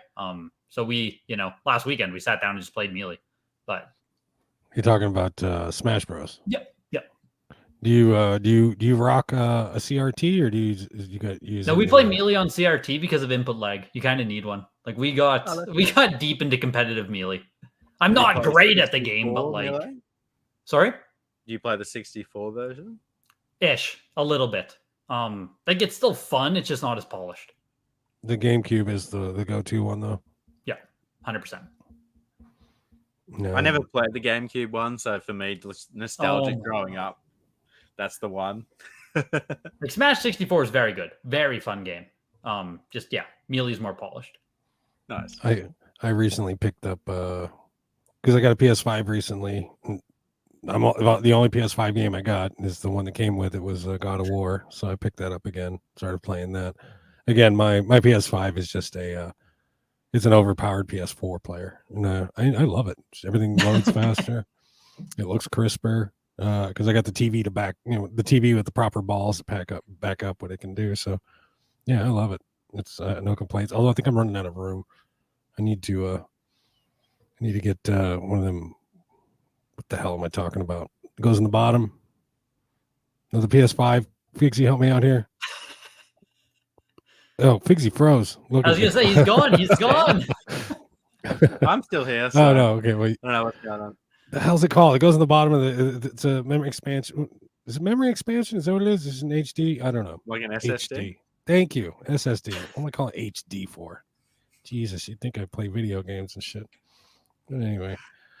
All right. Well, I'm going to take this opportunity to move on to another segment that we have on this show, and it is where is it?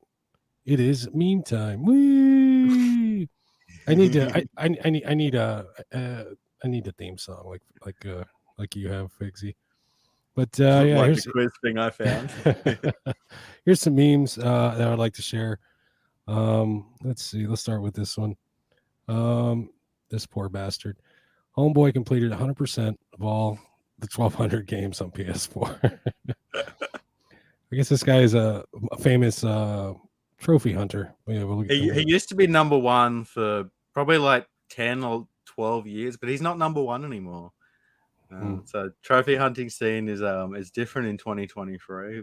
The longest time, Hadouken was known as the king of trophy hunting, but these days there's all like different people in number one. And it's all controversial because there's like multiple accounts using multiple people using one account, and I think one account hunts trophies like 24/7, never stops. So, do you have a YouTube video I can watch on this? This sounds just dumb enough to pull me in. This sounds like no, but it sounds like I could make one because I'm quite interested in it.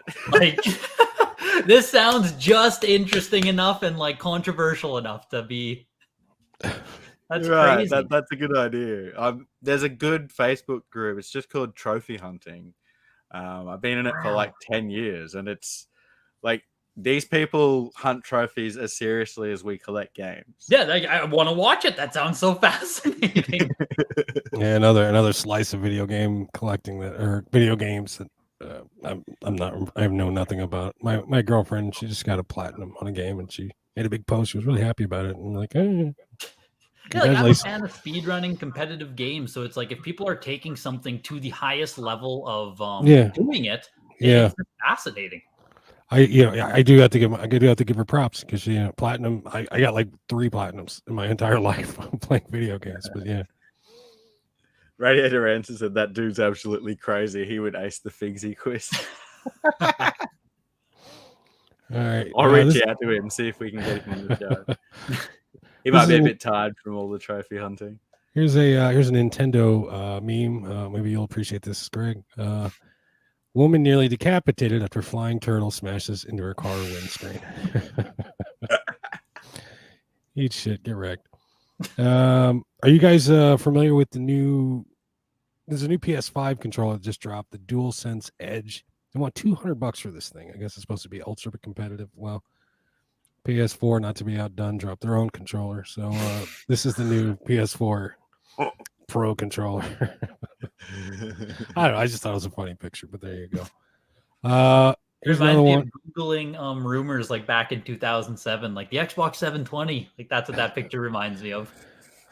Xbox. Have you ever used one of those controllers with all the buttons on the back and everything? I've never used one. No. I've been tempted to buy that PS4 controller extension, but I don't think I'd ever. I don't know. I think the only purpose is if you do competitive FPS, where you actually like you can start jumping and shit with the extra buttons, but not moving your thumbs. Like you have to have a purpose for those buttons. Yeah, I had it once for PUBG when I was playing competitively, and there you go. So instead of using the triggers, which takes this much to pull a button, you'd have a button on the back where you could just hit the shoot button. And like you'd have one where you could instantly heal and stuff like that. But for me, because muscle memory, I was like, 2,000 hours into the game. I just couldn't adapt to it. So I didn't put the time to learn it and just gave up and ended up selling it. Yeah, the 100%. That's the thing too, is it's a fully different, like you have to then learn the controller. So it's a double investment of both money and time into the new controller. Yeah, PS5 controller is $200. So yeah, it's quite an investment. I don't think I.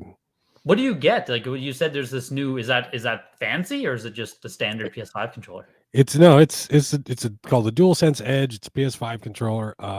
I think it's got like you can switch out the sticks on the fly. So it's made so you just clip off the thumbsticks. So if you want taller sticks, you get taller sticks. You want short. You can button map everything. It's got extra buttons on the back. Okay. No, it is. It's fancy. Yeah, and it's got like a different. Yeah, it's fancy. Look it up if you're interested. DualSense Edge. $200 for controllers, just like holy shit. Yeah, well, some of those controllers go for quite a bit. I'm a big fan of fighting games, and I thought this was funny. Hopefully, you guys do too. It says, "I feared it's the Balrog." There you go.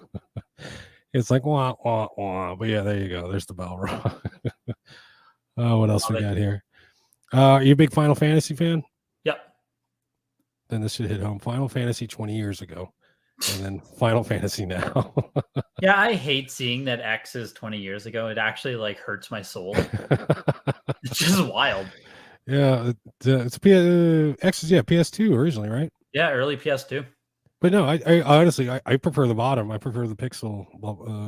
The pixel. It's just simpler to me. This Final Fantasy games now. I don't know. I started with 8. So I like my love is the 3D ones. Like that's me. That's my childhood. My childhood is the 3D ones. I've only ever played the 7, but I've played a lot of games in this. I guess you'd call it setup, where it's just the little pixel guys and take turns. I enjoy it. I prefer it.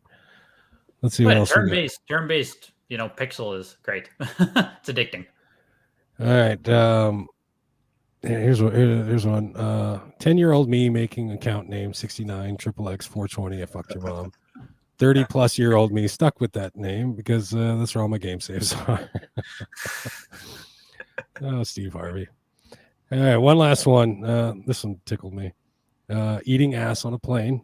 Skyrim. There we go. Oh my god, Will. What? That took me a while, I'll be honest. What the hell's the joke here? And ladies and gentlemen, that's this week's episode of Meme Time. I thought the power truck was still here because the dog was going crazy, but it was the mailman, so it's the one person you do want to say.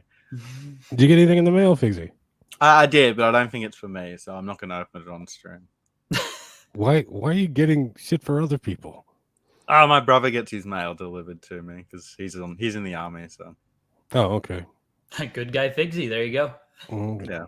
Not just that, like half the collectors watching get their mail delivered to me as well. I don't get mail for myself anymore. It's just games or other people I have to send them to. So, speaking of things in the mail, you guys get any interesting pickups lately? Anything cool come in the mail for y'all? Anything you want to share, Bigsy? Greg? I didn't get anything in the mail, but I did pick up some games this week. Ooh, why don't you share them with us, Bigsy? So on PS4, I got one to play. Here we have Ghost of Tsushima. This is the director's cut. I did pick this up initially, but I think I was playing PUBG at the time, and I didn't want to put a game on the shelf that I wasn't going to play, so I sold it and waited to pick up a copy. And this was only $9.95, so I'm definitely happy to dive into this. And now it's got all the DLC. It's definitely worth playing a year after a game comes out, and I've only heard good things about it. Yeah, me too. I genuinely want to play that. That game is great. You can either play as a honorable samurai, or you can play as a ninja dickhead. Go for ninja dickhead. It's a lot more interesting. But and then the rest were actually all free. So my local JB Hi-Fi store, I've been going there for almost 10 years, and they know I love steelbooks and peripherals and stuff.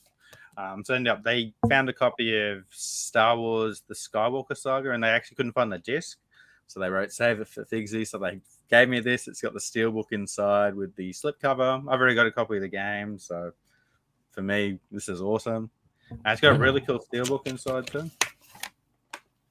Does the game fit in there? Yeah, the game fits inside. No, not inside the. Of course, it's shit. Of course, the goddamn game fits in the game. No, I'm talking about the plastic case. Does it fit inside the box? Oh no, just the steelbook. I mean, you could put the plastic case in there, I guess, but that's how it was sold initially. Fuck you, Fix. So that was cool. To get it for free, I was absolutely stoked, you know. So I felt obligated to buy some eBay stock while I was there. But in eBay games across the road, I was picking up a couple of pre-orders for another collector over in Greece. There was a Dead Space game just released this week, and in Australia, we got an exclusive steelbook. So my Greek friend wanted these steelbooks, so he ended up pre-ordering two, gave me the money, I pre-ordered them for him. When I was at the shop, I always ask, "Hey guys, you got any more steelbooks?" And like 9 times out of 10, they say no. Well, this time they said yeah. So he gave me the Sonic Frontiers steelbook, which is really cool. That's nice. I believe this is an Australian exclusive. Correct me if I'm wrong. When you get a steelbook, does it come shrink wrapped, or are they always just loose like that? Sometimes they do. Sometimes they're open. Majority of the time they're open, actually. Sometimes they'll be like wrapped with the game. Yeah, just it's random. The Dead Space ones weren't sealed. They were in like not plastic, sort of like cellophane. Definitely wasn't plastic. It was like this white little like sheet that goes over it. Anyway, he gave us a couple more. So we've got the Call of Duty Modern Warfare 2 steelbook. Oh, Jesus, get the fuck out of here. And I was able to get another copy of the Dead Space steelbook, which is really cool.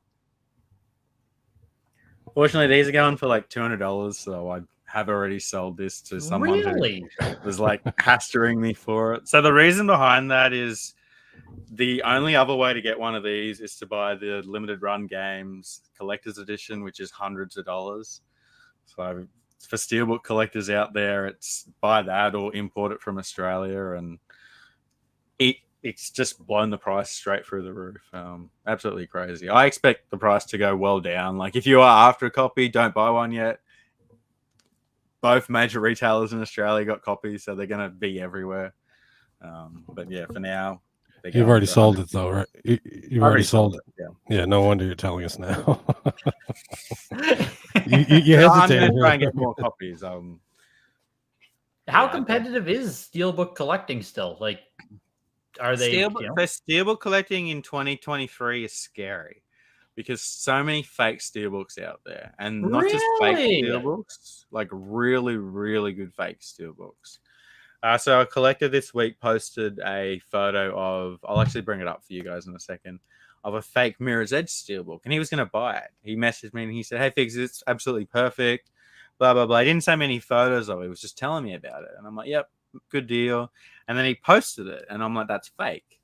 And like he had absolutely no idea, you know. It's $1,000 steelbook.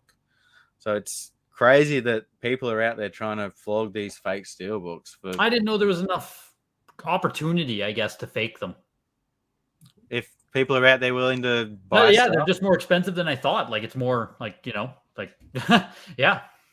I'll just pull up a copy of this fake Mirror's Edge steelbook so you guys are aware of it. It'll just take me a second to find. The difference is legit ones have the age restriction on the front, and also they have is it two disc trays on the inside?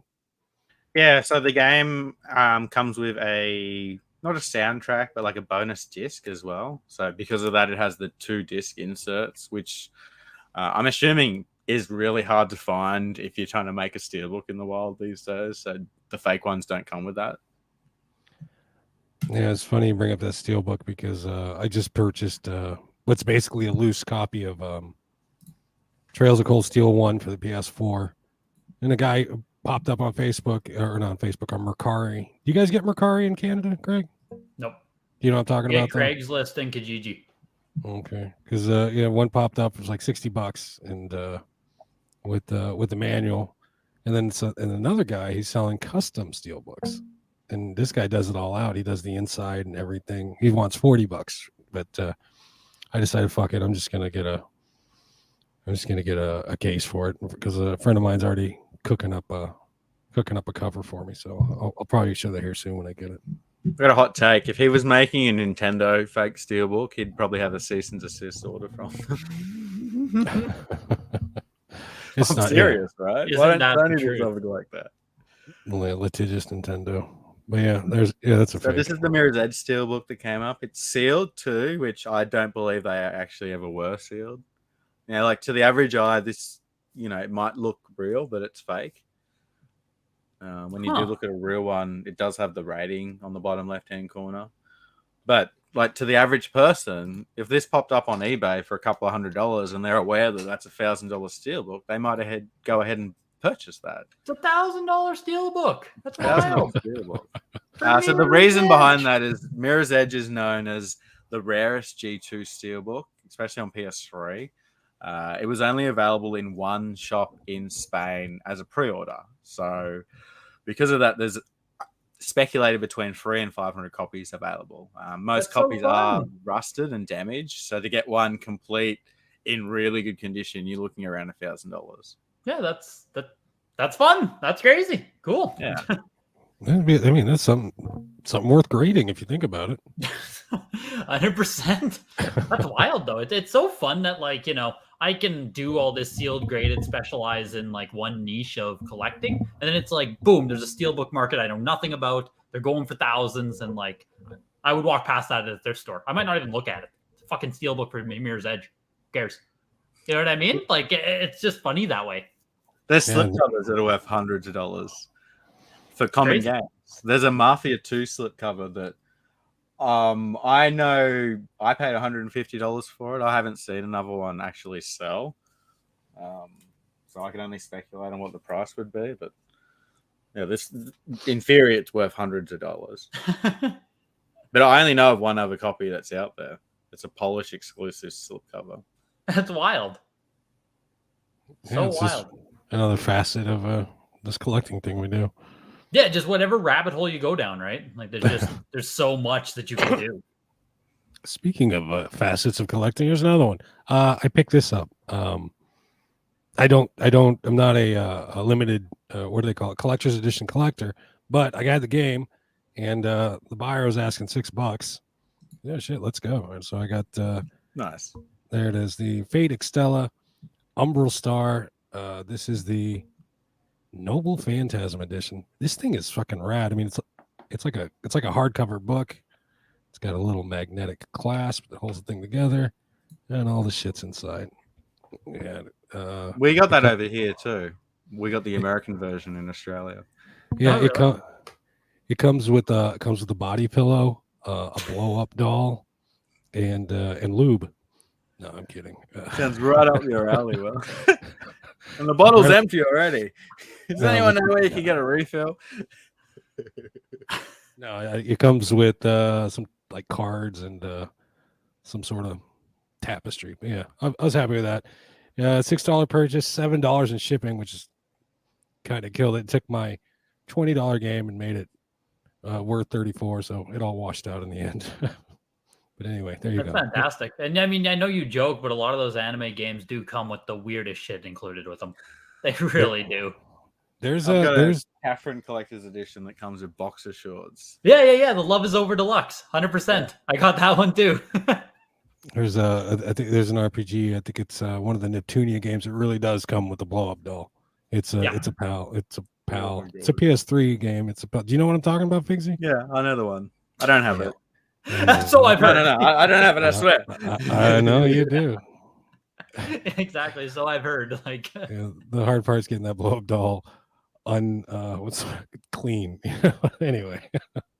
Hey, I was doing some research on eBay this week. There was something really interesting that I wanted to share with you guys. So I like to do regular searches of sold listings, and I like to browse by most expensive to least expensive, just to see if there's anything, especially in the PS3 and 4 community, that has stand out like, wow, that's a crazy sale that's like 4 times higher than ever. So I believe this is the highest ever sale for Digital's Reign, sold for 820 Australian dollars, which is absolutely insane. I wasn't aware of a copy selling for over $200 until this point. Yeah, so I wanted to show you guys that one. Now, we all know Lost in the Rain goes for $800 like for a standard copy, so it was only a matter of time before the Digital's copy followed suit. But crazy to actually see one on eBay. Was that rugby sale legit at $1,000 too? I was looking at the other stuff. So if you guys want to talk about this for a second, in Australia in particular, especially from this eBay sale, there's a lot of games that sell for over $1,000. Myself and some other collectors have been talking for a long time, and we believe it's money laundering. Like there's a lot of $1,000 plus games, especially for the PS3, that have sold in Australia. Like they can't be real. They're not collectors, clearly. Would you be able to sell that for $1,000, or are you saying no, absolutely not? The only thing I'll add on it is I've never actually ever seen a sealed copy of it. So sealed games in Australia are pretty hard to come by because our shops open the games before they're put out for sale. So the only truly way to get a sealed copy is to pre-order it. Okay. It's possible, but like, I would say it's 99% chance that is a money launder sale. Yeah, I've seen a couple on Mercari like go for crazy money. Just it's it's a regular game, but they're asking like $1,000 or $500, and they're sold. So yeah, there's $10,000 sold listings occasionally. So like, how can it not be money laundering? Yeah, it's weird. That's why I was curious because, like, obviously, rugby game $1,000. I'm immediately interested. Yeah, exactly. A sports game $1,000. Really, that's like it's interesting. Why is it doing that? What you got to do is you got to find that $1,000 game that's being posted and make a mirror copy of it. So hopefully the launderer buys your shit and they end up with a fucking $1,000 game. Buys the wrong one.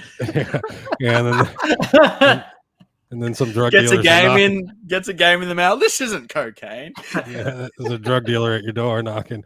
What the fuck, man? Oh, too funny. Exactly. That's what I was curious about. All right.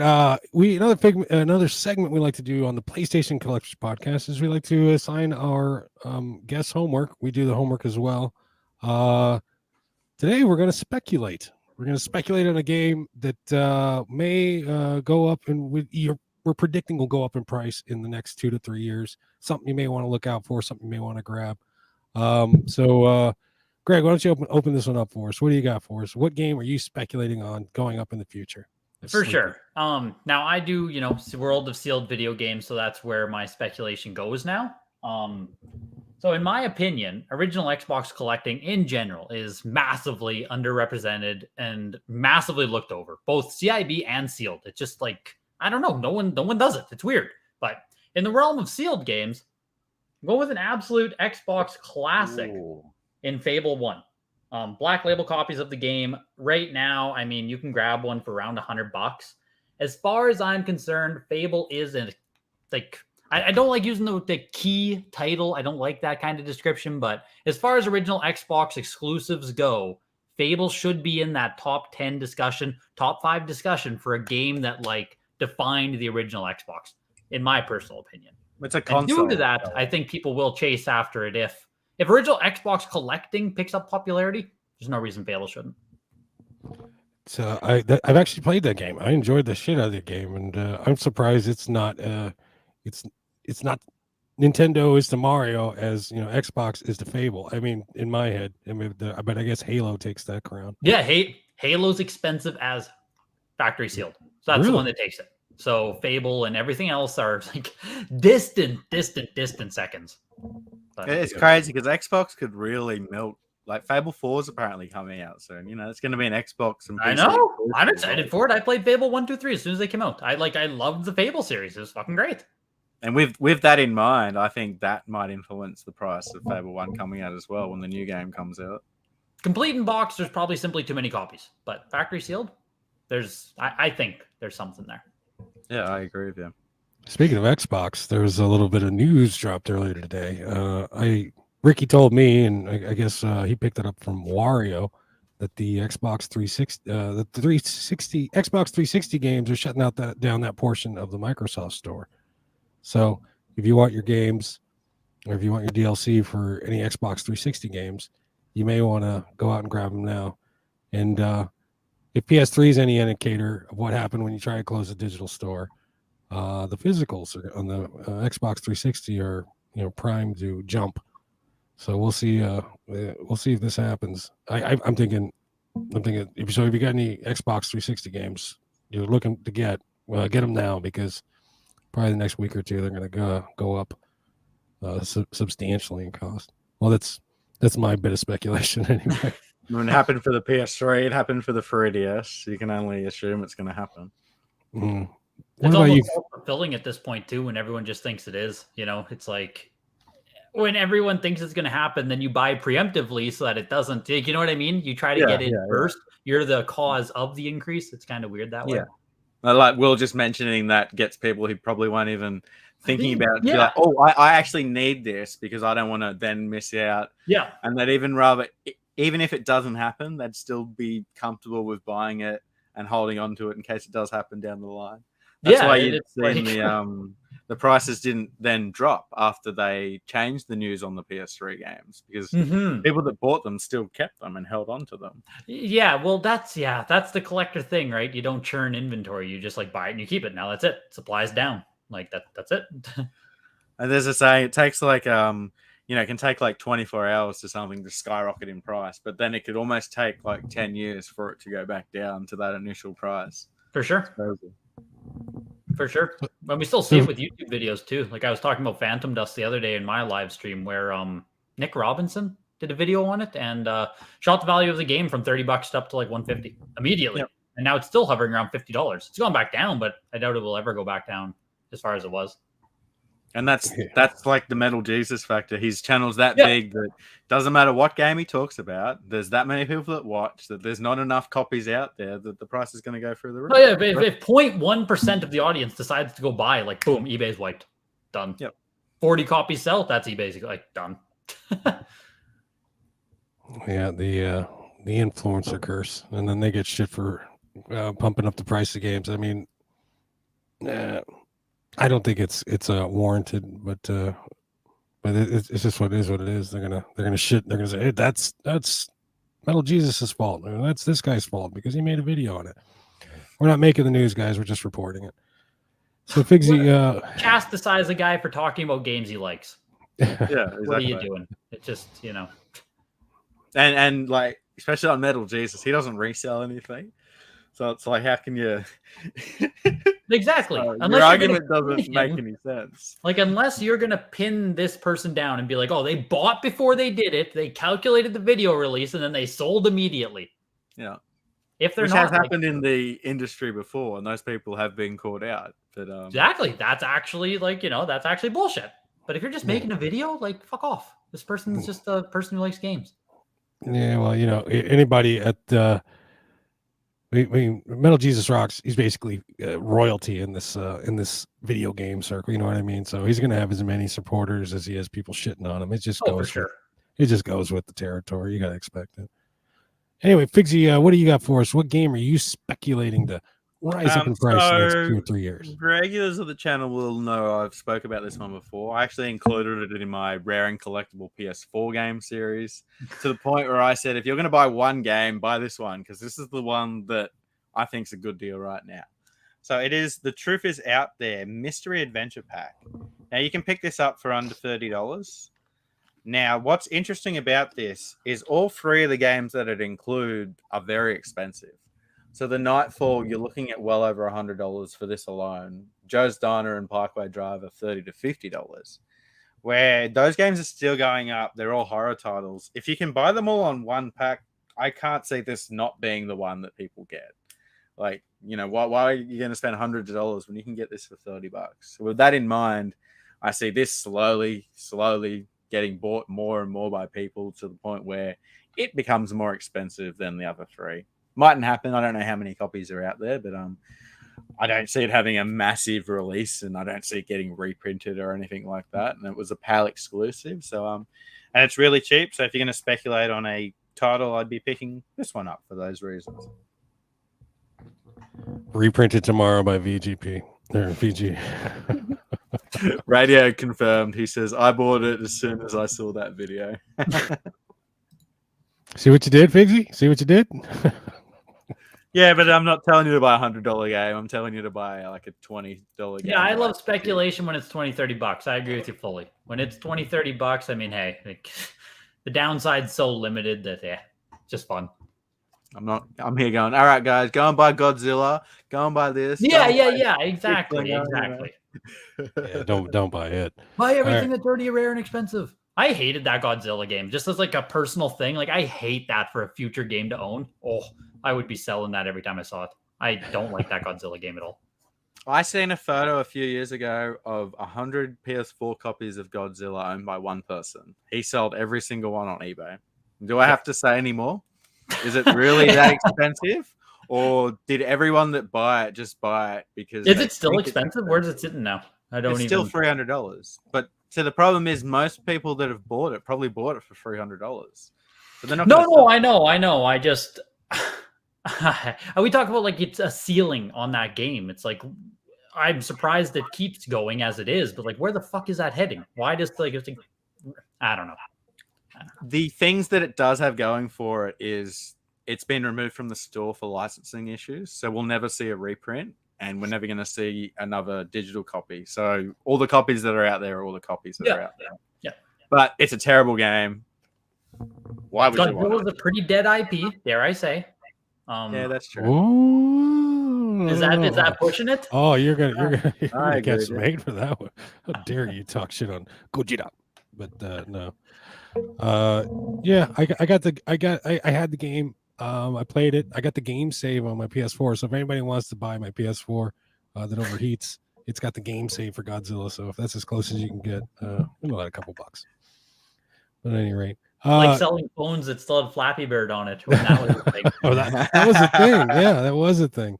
Sell your PS4 with rare games downloaded. Or what's the PT game? Yep. Yeah, that's the big that was one. the thing as well. Yeah, it is what it is. I got a couple. I got a couple delisted games on my PS3 that I thought might pump up the price, but nah, no one cares. Unfortunately, well, there was a thing where people had that cancelled Gran Turismo game on their PlayStation.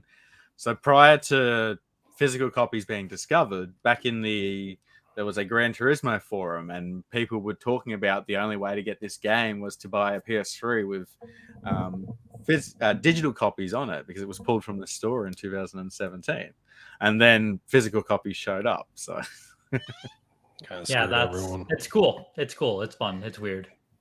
All right. Well, as far as speculating, I'm lazy. I got lazy. I picked like Greg said, something that's already expensive. Well, it's not expensive. Well, I guess PS3. It's relatively speaking. I say $100, and I'm like, yeah, they could. So I went with 3-day Game Dot Heroes. This thing's got a couple things going for it. Number one, as far as I know, it's still locked on the PS3. It's not being offered digitally on any of the PlayStation Plus tiers. So you got that going for it. It's an Atlas title. That's always a plus. And it's actually a good game. This thing peaked, I think. I did my homework. It peaked like at $75 after they closed down the store. That's what I was going to ask if it was one of the games affected by that. I thought it was. Yeah, it was, and it's settled down now at about 50.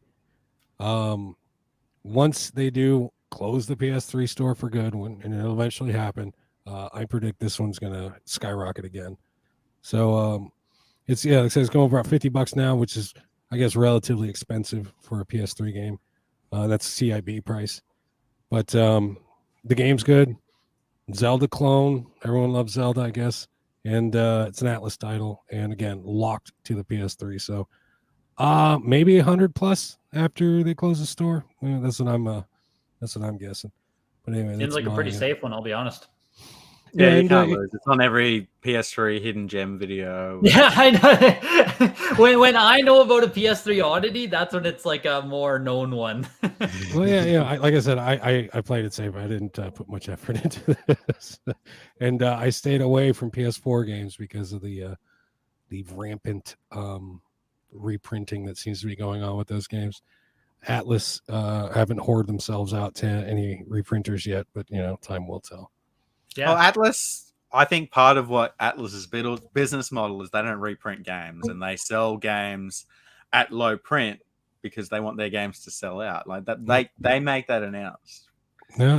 There's a couple of PS2 Atlas games that got reprinted. The Shin Megami Digital Devil Sagas, both those got reprinted. Also, what the hell is the other one? Persona they did as well. Yeah. So they're not. Rhapsody as well, I think, is Atlas on PS1. They got reprinted. Yes, at the end of the day, money's money, right? Yeah, company can make millions of dollars reprinting an IP. Why wouldn't they? Especially if they own it. That's the issue with prices going up too fast on some shit. It's like, man. Even Devil's Third got a reprint. Like, back in its life cycle. It's still maintained, but like... Devil's Third's interesting. So I picked up a PAL copy, but it's a $30 game over here. Wow. It's $500 in America. Yeah, it's the Wii U Grail. Like, that's the tippy top. But if you look at the Wii U, it's the last modern system that's really region locked. If it was region free, the price differences wouldn't be anywhere near that because American collectors would be importing it. Yeah. What game is this? Devil's Third. I'll grab it. Yeah, Devil's Third on Wii U. I know nothing about. You can pick up a PAL copy under $50, and it's always been a cheap game. So but in America, you guys didn't have like a limited printing, nothing happened like that in your region? Not that I'm aware of. Like, we got copies in Australia that were.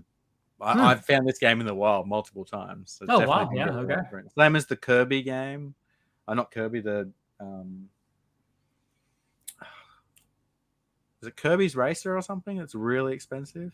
Hello Kitty Racer? Hello Kitty, that's it. Hello Kitty over here is super common and cheap. Where in America, it's hundreds of dollars. It's crazy. Yeah. Wii U over here is kind of goofy. All right. But when you look at the PS3, you look at like the DS, not the 3DS, because that's region locked. But you look at the systems that are region free. It doesn't happen like that because eventually the PAL copy will just start to go up before the American copy skyrockets. For sure. Because the average person isn't crazy. The average person just wants to play stuff. Well, that's an interesting thing too, though, is like, okay, is the game's price driven primarily by people looking to actually play it or put it on their shelf? Because you have your player demand and your collector demand. And, when I swapped over to doing primarily sealed, you get away from the player demand side of the market. Like, it doesn't matter if someone's looking to play the game. No one's going to open it anyway. If that makes sense. Yeah, definitely. I still think that mentality comes with it, though. Like I'm a collector of sealed games and stuff, but in my head I still want to only buy the English version even if I'm not going to play it. Does that make sense? I buy my region, if that makes sense. Like, I will still buy my region. Yeah, I want the certain English version that was only released in Asia, even though it's sealed, only going to sit on the shelf. Where the Japanese version's, a tenth of the price. I'm still going to buy that version that has English on it just to sit on the shelf.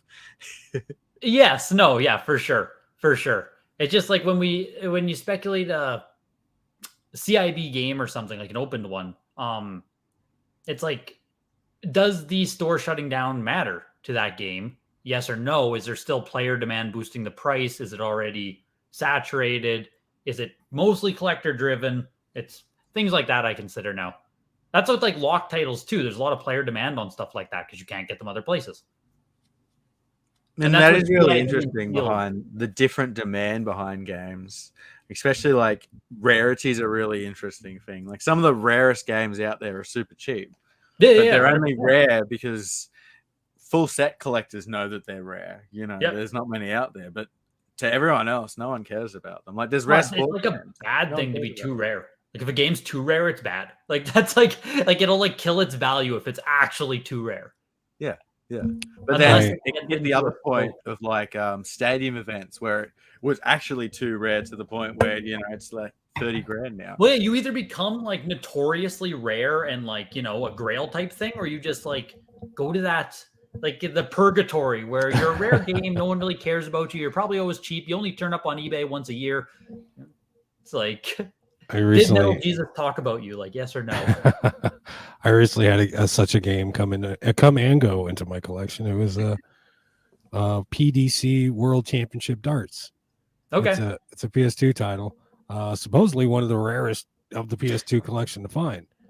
But I sold it for like $55. I think I sold it for. Pretty solid. Crazy. Yeah, pretty solid. Yeah, I picked it up for I think I picked it up for like $20 off of some little old lady in a retirement community. Because that's my favorite place to shop for games is little old ladies in retirement communities. I'm not kidding either. And I fucked up. It was weird because I was bragging to my friends. Oh, I got look at what I set up. Look what I set up. I was taking screenshots of the game in her stack, and then I took a screenshot of the price charting. To show off how expensive the game was. And I was sending that to my friends to show off. I accidentally sent that shit straight back to her. I shit you not. That's karma.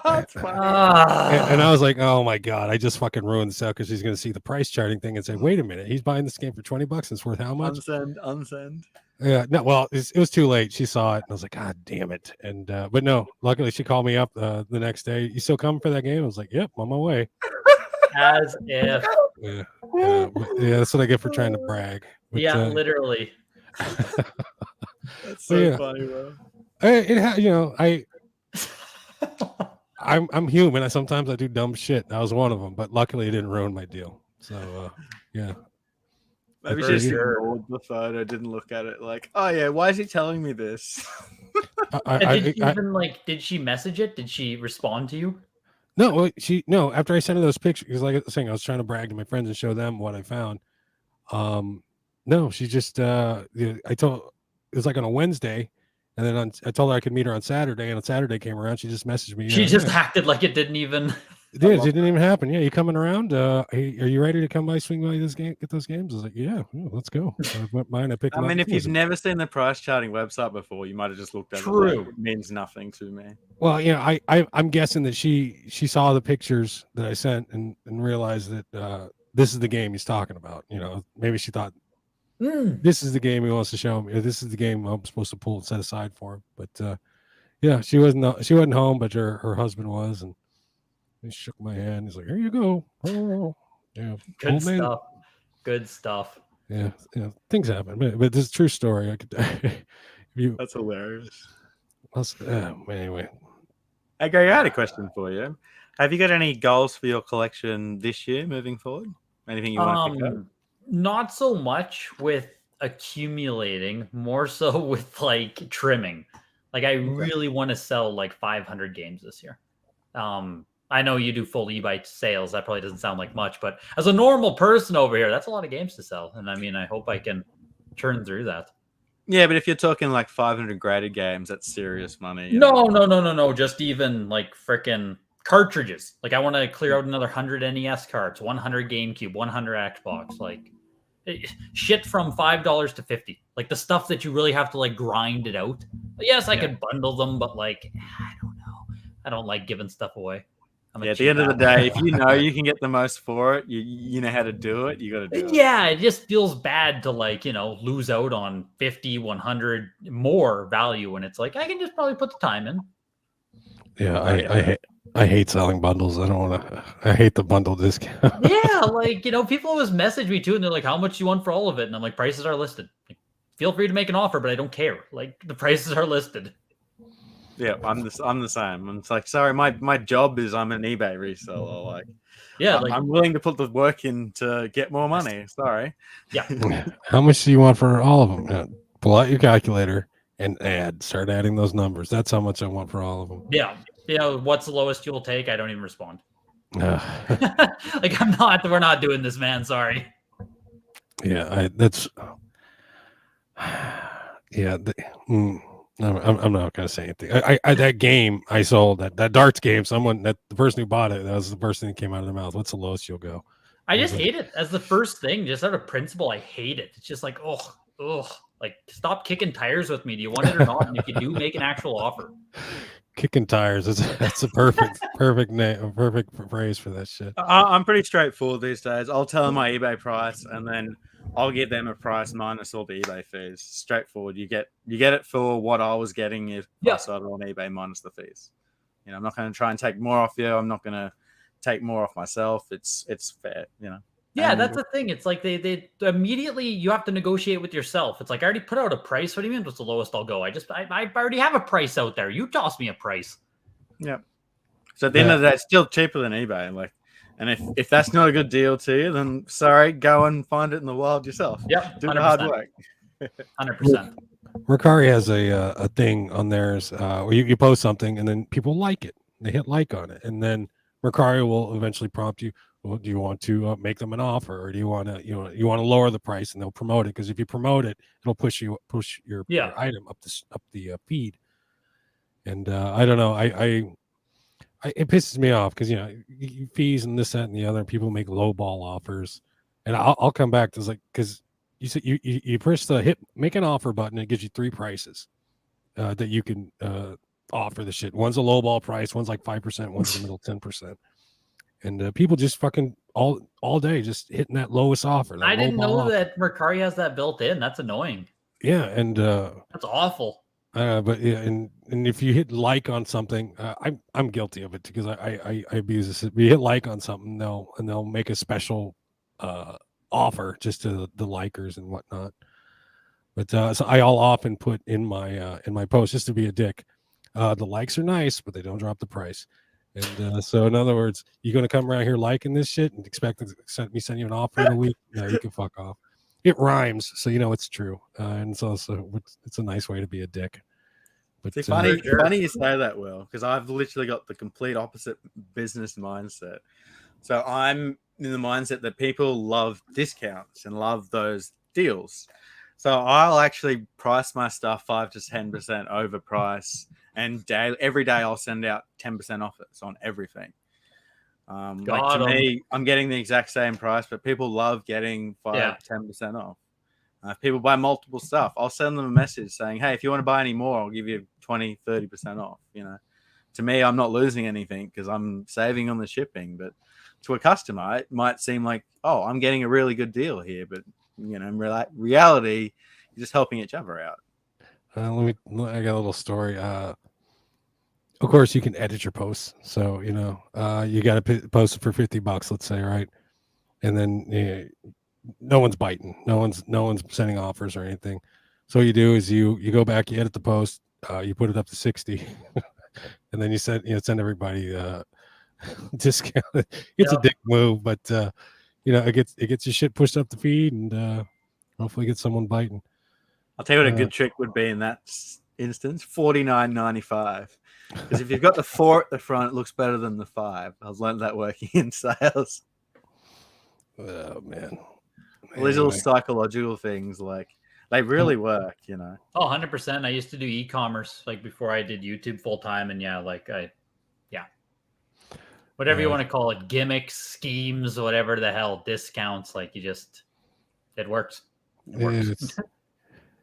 Hey, Greg, when you're selling your games, do you predominantly do YouTube, or do you do them privately through Instagram or your Discord channel? Primarily eBay. Yep. Yeah. Like if it's anything of value, I'll do Instagram, eBay. And then if it's anything like anything under 50 to $100, I'll usually try local first. Just because like Canadian shipping minimums are almost $20. So if something's only worth 50, if I want tracking on it, sorry. Like I can't ship anything with tracking for less than about 15, $20. Yep. So if it's not worth at least $60, $70, I mean, I'm losing all the value in shipping. Have you ever sold stuff via heritage auctions? Yes, I have. Yeah. Okay. About 30 games. How was your experience doing that? Smooth, like really good. Some of the stuff, I like wish I would have sold for more, but some shit sold so well that it doesn't really matter. You can just average out what you get. But the actual selling process was very smooth. I've also sold with golden auctions. They were not as smooth. There's a lack of communication. Lack of communication would be the biggest thing. That was shitty with that. So as far as heritage was, it was smooth. It worked. Prices were fine. But again, there's high minimums. So it's like you don't really want to send shit that isn't valuable. Yeah, no, that's fair. Like you don't want to be the guy selling a PS1 game. Yeah. Even if your shit sells for like $100, it's like, man, you could probably just do better on eBay. Yep. You're paying more in fees to have it on the auction site and stuff. Yeah, 100%. Yeah, your fees. Yeah. Question for you YouTubers. Do you guys ever use your platform to sell games? I use Instagram, but I won't really use YouTube. I've made videos where I'll show a package and be like, these will also be for sale, so send me a message if you want them. But I don't really I'm not making videos going, hey guys, this is $30, so if anyone wants to buy this. This week's inventory.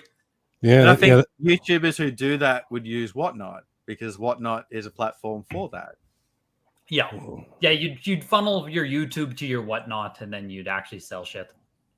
Whatnot's got no, if you look back on in our past episodes, we've gotten some dirt on Whatnot. I avoid them as well. A squeaky clean website that everyone loves, isn't that Whatnot? You know what? Next week's, because no one's biting on this game I'm selling. So next week's homework is going to be bring a game on that you're looking to sell and try to push it on here. I got like 1,000 on these. Bring out anyone. You guys want these? Hit me up. Exactly. Yeah, that's a dick move. Another thing. Okay, Pigsy. Another promise I'll make to you. I will not bring shade or drama to the podcast, and I will not try to sell my own crap on this podcast. You just try to influence the price. Where's a car? No, I haven't brought a Mori on all year. Mori, that's it. But anyway, all right, guys. We're coming up around the 2-hour mark. I'm gonna call it an evening. Greg, thanks for coming on, man. I've learned a lot about creative games, and I think there might be one in my future. So if you get a random message from me, should I do this? Please just be nice. Ignore, don't check that folder. Message request 1, no thanks. Fuck you. Greg, I've actually been meaning to utilize your Discord group because I have a sealed PS2 game that I wanted to confirm that was factory sealed. I'll bring it up now while we're talking about it. Yeah, squeeze this in real quick. It's quite an expensive game, so it might be interesting to talk about. So it's Silent Hill Origins. Nice. However, the PlayStation strip's actually upside down. It's really hard to show. Yeah, I can see what you mean. You'd have to ask. I don't know enough about PAL to say one way or the other. So you'd have to ask. Interesting. It's a difference between $150 and a $600 game if it is. I know. But then the Y steels look perfect, and so I'll share it in your Discord group. See if I can get someone. Figsy, is that what country is that from? Is that a British or is that a? So it is a Dutch copy. So all PS2 games have got flags. PAL games have got flags on the back, and it tells you the country that they're from, which is really cool.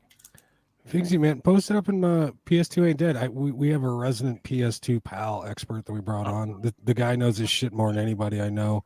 There you He go. might be able to answer you that question. It's one of those things you might be able to relate to this. It's kind of like you don't want to know the answer. when you leave a sealed box, like a shipping box, you don't even open it because like you don't want to know. Yeah, 100%.